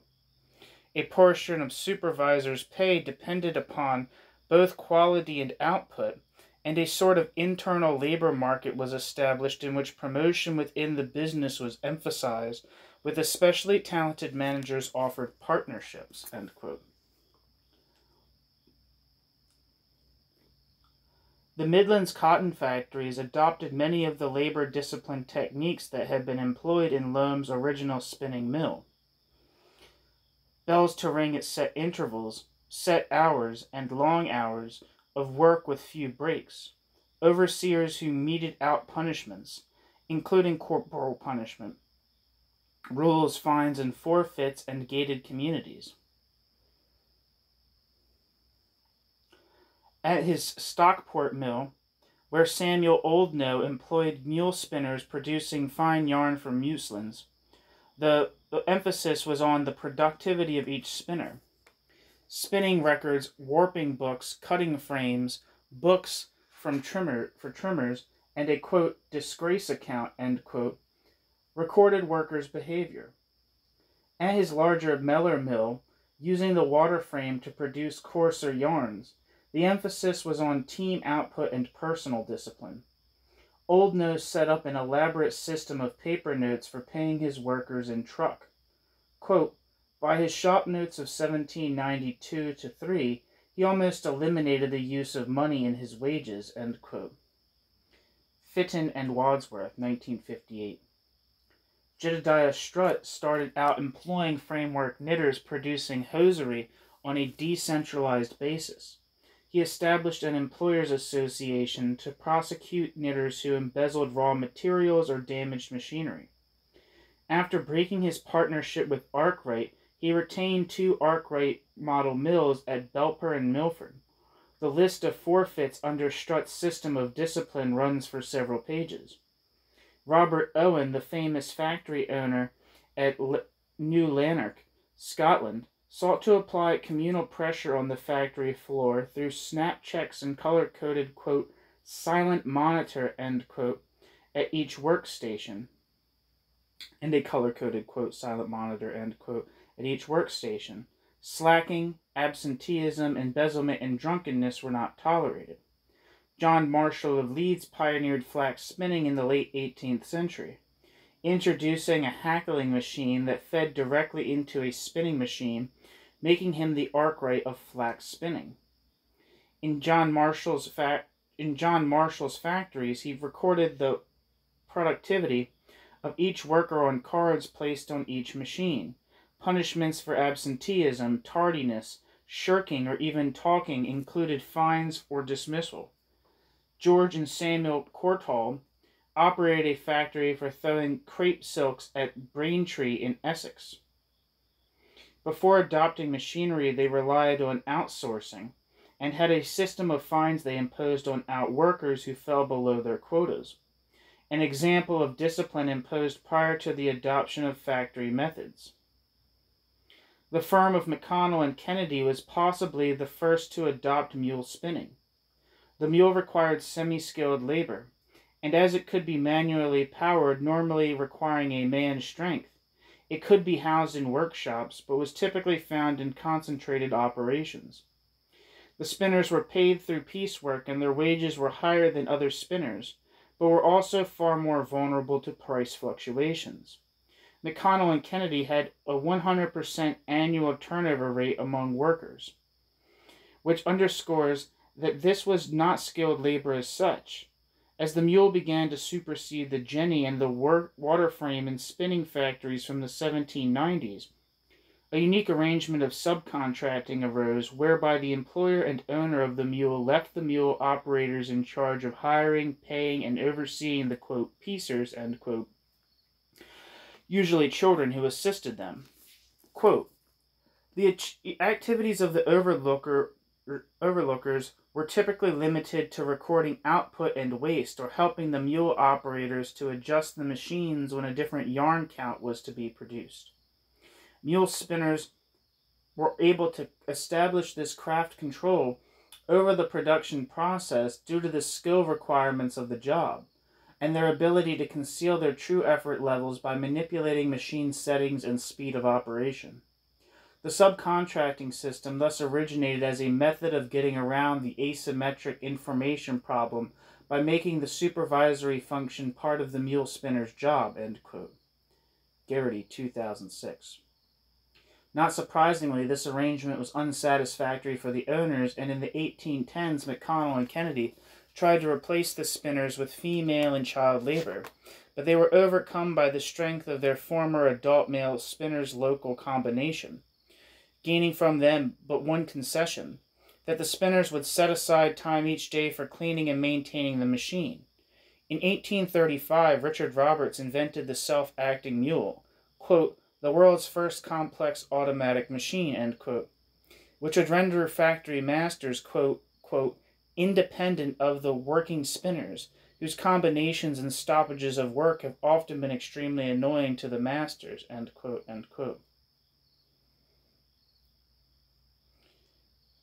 Bruland, citing 1990, citing Bain's 1966. Bruland cites this as an example.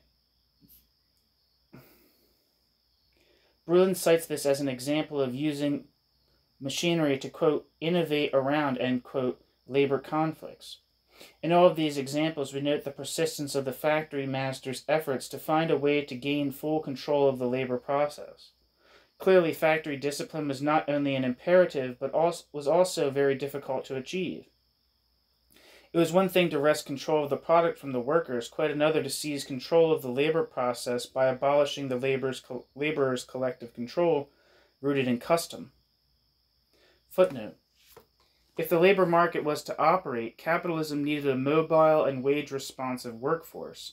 Quote, and this meant an interim period in which old forms of control were eroded before newer and more appropriate forms of social and industrial control had fully emerged to take their place, end quote. Rule, 1992. It is extremely difficult to generalize about the beginning and end dates of this interim period, except perhaps on a trade-by-trade basis. End footnote.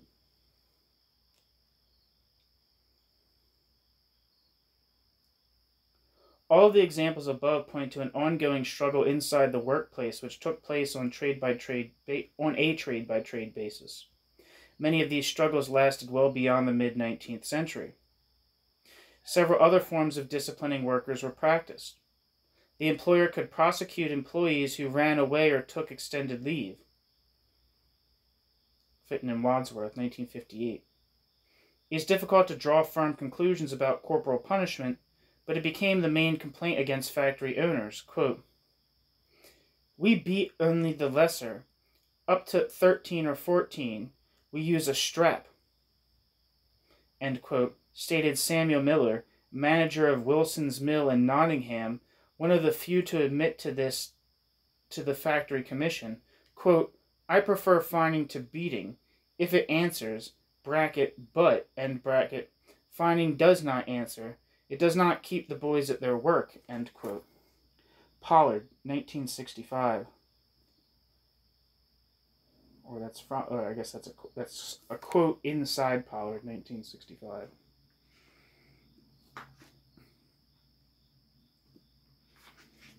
Maintenance of low wages was another mechanism of discipline. Daniel Defoe, anticipating Keynes, supported high wages in the interest of greater consumption. But William Temple, the 17th century statesman, believed that the only way was to make the poor, quote, sober, industrious, and obedient, end quote, was to remove the means of, quote, idleness and intemperance, such as high wages, end quote. The best goods were made when subsistence expensive and workers were, quote, obliged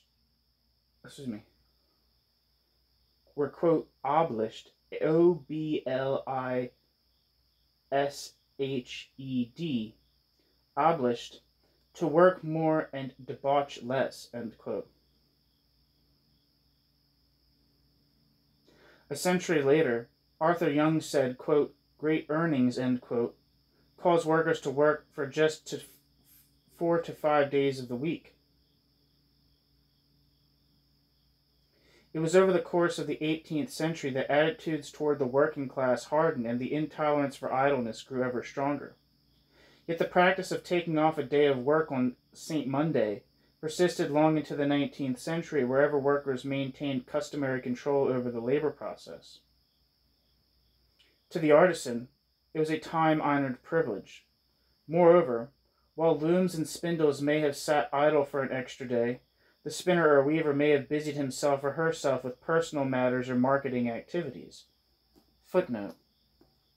In Sheffield, as late as 1874, quote, it had become, quote, a settled habit and custom, end quote, which the steel mills themselves honored. Up until the 18th century, at least, it was not uncommon to take a St. Tuesday as well. End footnote. Significantly, the field laborer had no St. Monday, a reflection of the fact that he had already been proletarianized. The purpose of factory discipline, with all its rules, forfeits, fines, bells, and various punishments, was not merely to put a stop to long-standing customary habits of work and behavior. It also intended to inculcate new habits and to impose what Thompson calls, quote, a new time discipline. In mature capitalist society, all time must be consumed, marketed, put to use. It is offensive for the labor force merely to, quote, pass the time, end quote, end quote.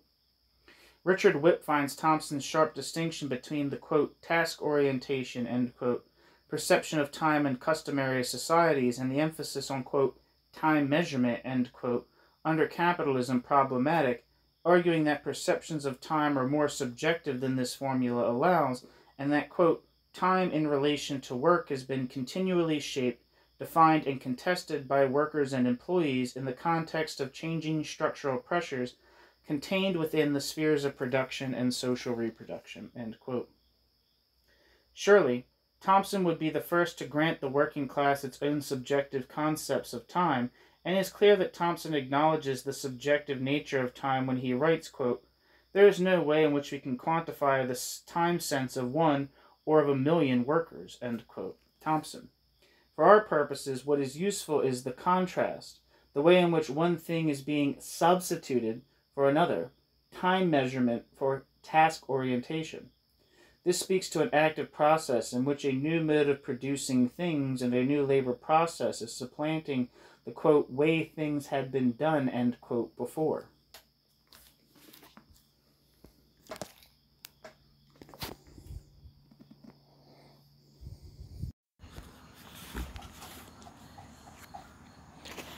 The arrival of the power loom. With the introduction of the mule, cotton spinning surged ahead. The situation of the previous generation, where there were too many weavers and not enough thread, was now reversed. High-quality thread was readily available, and it was the weavers, still working on manually powered looms, who were in high demand. A, quote, fever of production, end quote, caught hold in the decade before 1785. Thousands of jennies were in operation, and the weavers could not keep up the pace. Quote, the old loom shops being insufficient, every lumber room, even old barns, cart houses, and outbuildings of any description were repaired. Windows broke through the old blank walls and fitted up for loom shops, end quote. Manto, quoting Radcliffe. With the demand for weaving high, weavers' wages rose accordingly. Quote, so they gave themselves great airs, and could be seen parading about the streets, swinging their canes, with 5-pound notes stuck in their hatbands. They dressed like the middle class, and would not admit workmen of other trades to the public houses they patronized, end quote. The weaving trade naturally began to attract thousands of newcomers, and thus the greater part of the decline in weavers' wages that set in during the late 1790s can be attributed primarily to the increase in their number.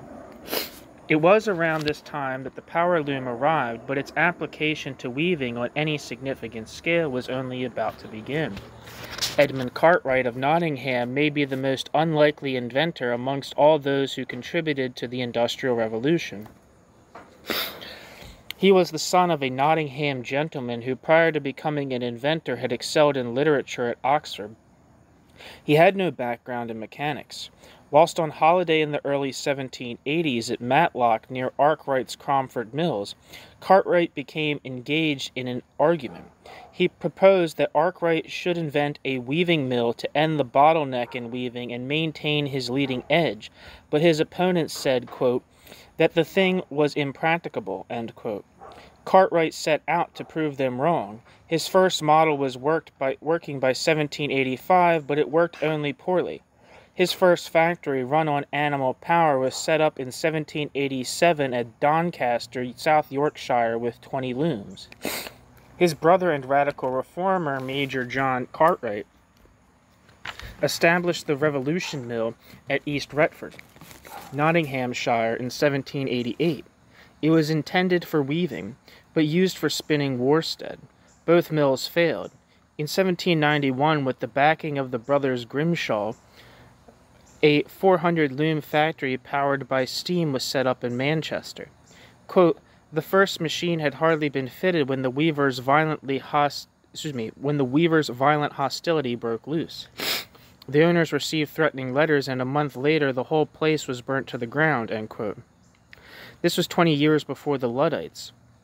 Cartwright found himself in a situation similar to many previous inventors, quote, struggling with merciless creditors and dishonest debtors, end quote, forced to sell his patents and waging legal battles to maintain control over his next invention, a wool-combing machine.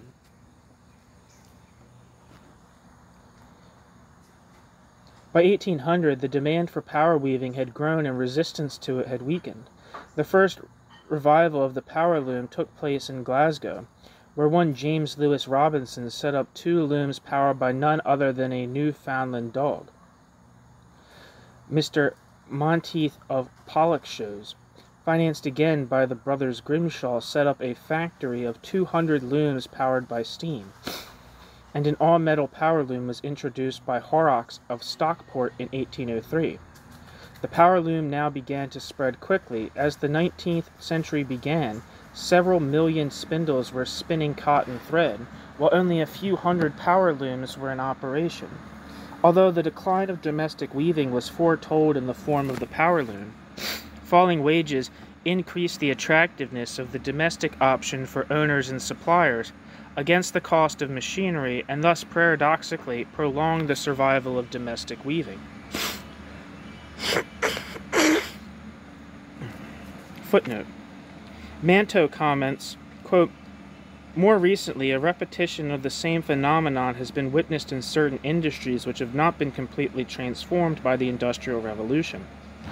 There lies the explanation of the survival of a belated technique in small domestic workshops, the last home of the sweating system, but the obstacles which machinery raised against its own progress could never be anything more than temporary, end quote. However, so long as the prices of products produced in domestic, quote, sweat, end quote, workshops can compete with the price of goods produced in factories, it can survive.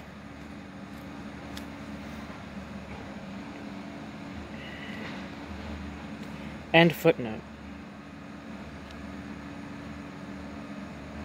Over the next 4 decades, the wages of the weavers would fall from bringing them near middle-class prosperity to a level of grinding poverty. We shall see in the remaining chapters how the tragic plight of the weavers was a central tale that within the larger narrative of the Industrial Revolution. Footnote. For his part, Cartwright got a £10,000 grant from Parliament for his contribution to industry, and unlike Crompton, died in relative prosperity. End footnote. The plight of the weavers was part of the paradox that Marx saw, quote, at the heart of industrial capitalism. The manufacture of the machines of large-scale factory industry was conducted by small-scale artisans. The source of the automatic power of the machine was lodged ultimately in the skill and craft of individual human effort." End quote.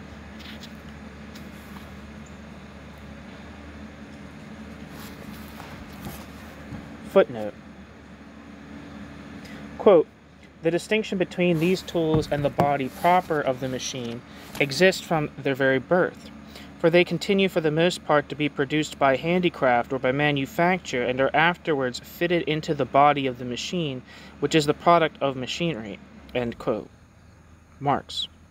Here Marx specifically identifies the tool aspect of the machinery as that which continued to be made by hand, while the, quote, "body of the machine," end quote, is assembled from elements produced with the aid of other machines. Presumably he means wooden beams and gears made on lathes and other machine tools, cast iron parts made at a foundry, both of which are nonetheless labor-intensive and could pass as forms of manufacture or non-factory labor. Nonetheless, there is a sense of poetic irony in this identification of a process by which manual laborers continued to make with their hands the same specific tool parts that, when fitted, quote, "fitted into the body of the machine," end quote, replace manual labor.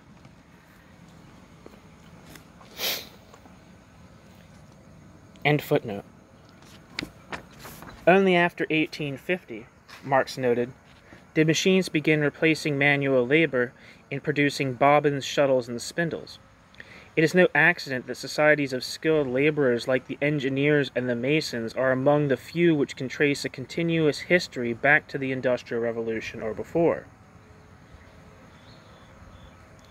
Their skills in building factories and assembling machines while still manual labor were and generally remain essential to the functions of industry.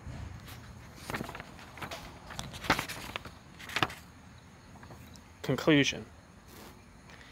In both the pottery works of Wedgwood and the factories of Arkwright, the labor process was no longer controlled by the workers themselves, but was strictly dictated by the capitalist owner responding to market compulsions. Where Wedgwood and Arkwright might be seen as operating at different ends of a spectrum, in point of fact, their operations were quite similar.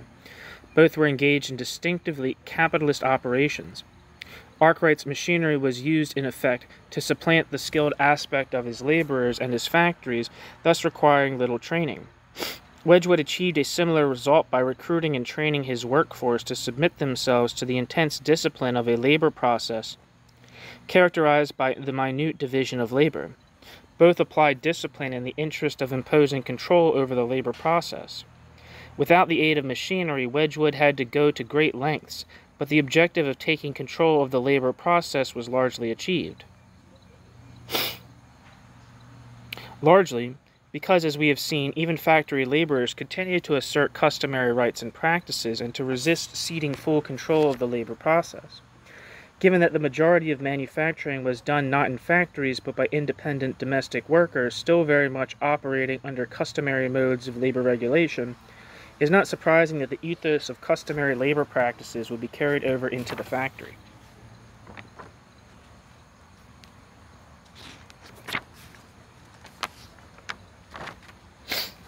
It would seem, then, that machinery was neither responsible for giving rise to capitalist industry, nor absolutely necessary to a capitalist transformation of manufacturing. We have identified a number of clear advantages that machinery offered to the capitalists, such as reducing the value of labor power, enhancing the production of surplus value and of profits, offering temporary, comparative advantage, and perhaps most importantly, being easy to reproduce and thereby making possible the rapid construction of new machine-driven factories. Machines also did much of the work that in Wedgwood's operation had to be instilled through direct training and oversight, namely, habituating the worker to performing simple, discrete operations or task work. But machines also helped competitors to level the playing field. There was much cruelty in the harsh exploitation of child labor and the de-skilling of workers in general, robbing them of the chance to learn skills that would fetch better paying jobs, and it would be easy to see the capitalists as the embodiment of such cruelty. And while it is particularly true of these early masters that they themselves were the the pioneers who actively promoted the realization of a capitalist system of industry, it is important not to lose sight of the context in which the early capitalists were operating. First, as the guarantor of private property in general and specifically in land, the British state in general did little to inhibit the establishment of factories. As we saw in the previous chapter, since agrarian capitalism was generating a gulf between rich and poor, even wider perhaps than what had prevailed under feudalism, private entrepreneurs and statesmen saw workhouses and factories as fine solutions to the problem of, quote, what to do, end quote, with the ever-increasing number of paupers. Moreover, in the coming chapters, we will trace the steady erosion of the laws that respected the customs that had long regulated the labor process under worker control, had ensured the transmission of skill from one generation of workmen to the next, and had provided protection from full exposure to the market. Secondly, we must not lose sight of the fact that Arkwright and Wedgwood had competitors.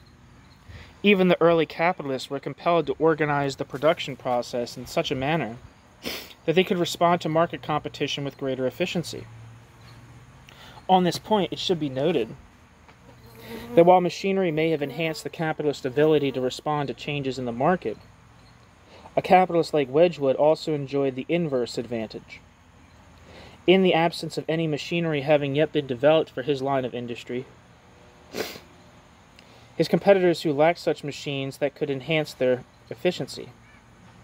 His competitors also lacked machines that could enhance their efficiency.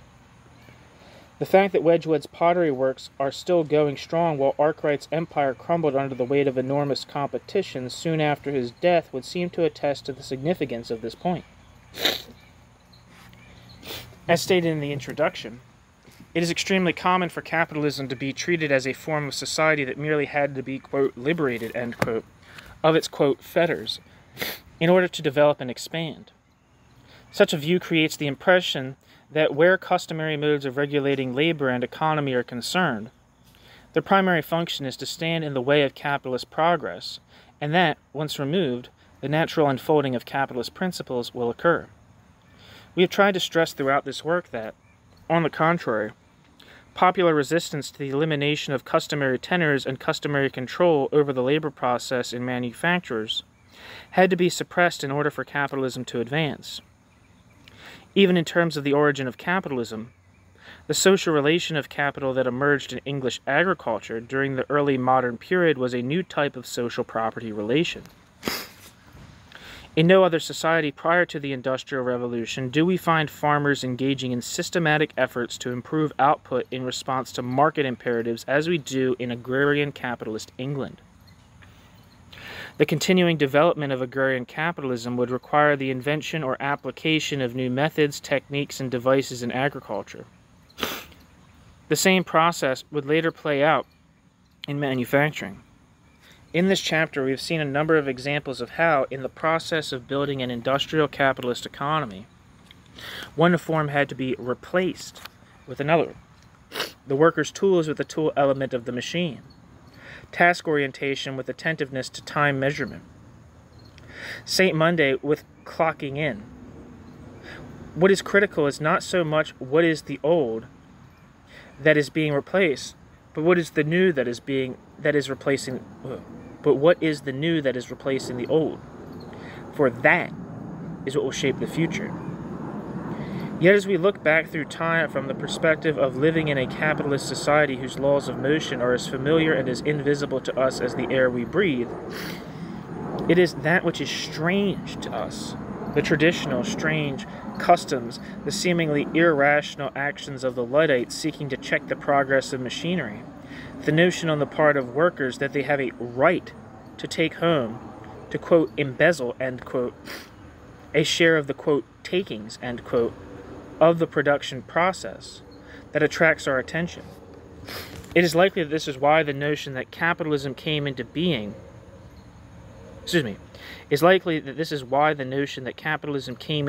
simply by removing the customary, quote, fetters, end quote, that inhibited its otherwise inevitable development has survived. It may also be the reason that machine breakers such as the Luddites get such a bad rap. Machine breakers may or may not have understood the broader implications of losing control over the labor process, of being, quote, de-skilled, end quote. But they clearly understood that those whose trades had already been converted had lost something that they too stood to lose. Not only were the bonds of solidarity among craft workers dissolved, but their bargaining position vis-a-vis the employer was thereby weakened at the expense of as the experience of being a worker was atomized according to the individual contract between employer and worker. As we shall see, this also opened up new possibilities for workers. For as the bonds of solidarity within any given trade were weakened, the potential for solidarity across trades increased. In fact, this potential was already being anticipated early on in the tramping system and other forms of cooperation.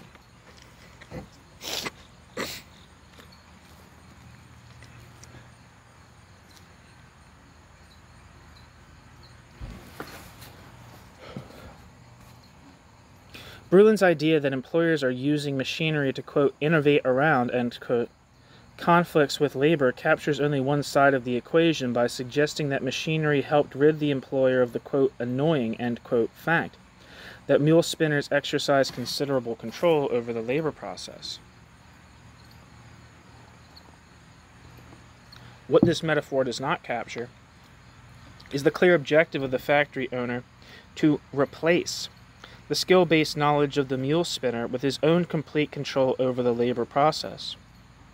Likewise, Garrity, in drawing the conclusion that the factory system came into being through, quote, complementary, end quote, processes of both technological and organizational innovation, loses sight of the deeper question of why industrialists were driven to innovate in the first place until the end of his essay, when he asks several pertinent questions that take us to a deeper level of analysis. Quote, what was it about the Industrial Revolution that made manufacturers less willing to accept this cost, bracket, of corner cutting and embezzlement by the worker, end bracket? Did improved machinery, quote, raise the bar, end quote, in terms of potential quality, so that corners cut were more costly? Did the doctoring of raw materials in the course of embezzlement impair machine performance? Did more intense competition increase the importance of establishing a reputation for quality? End quote. Garrity has effectively answered the first question with those that follow. The manufacturers of the Industrial Revolution were increasingly subject to the pressures of market competition, which created an imperative to innovate in production under pain of bankruptcy. It is not just that idleness and embezzlement stood in the way of industrial progress. Far more significant is the fact that the old mode of production was insufficient to keep the owner of the means of production in the competitive game. This is why it had to be not merely done away with, but replaced with something that could. We often speak of the, quote, market, end quote, or, quote, markets, as a universal constant. But with the development of land and labor markets in England under agrarian capitalism, the very nature of markets is transformed.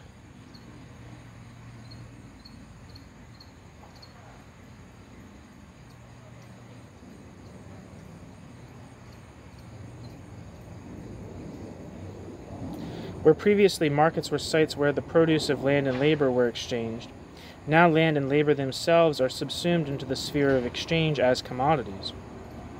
In effect, human society and the natural environment become mere factors in the, quote, rational, end quote, calculations of the capitalist. Polanyi recognized the ultimate fiction behind capital's claim to, quote, own, end quote, labor and the environment. But it is not pure fiction.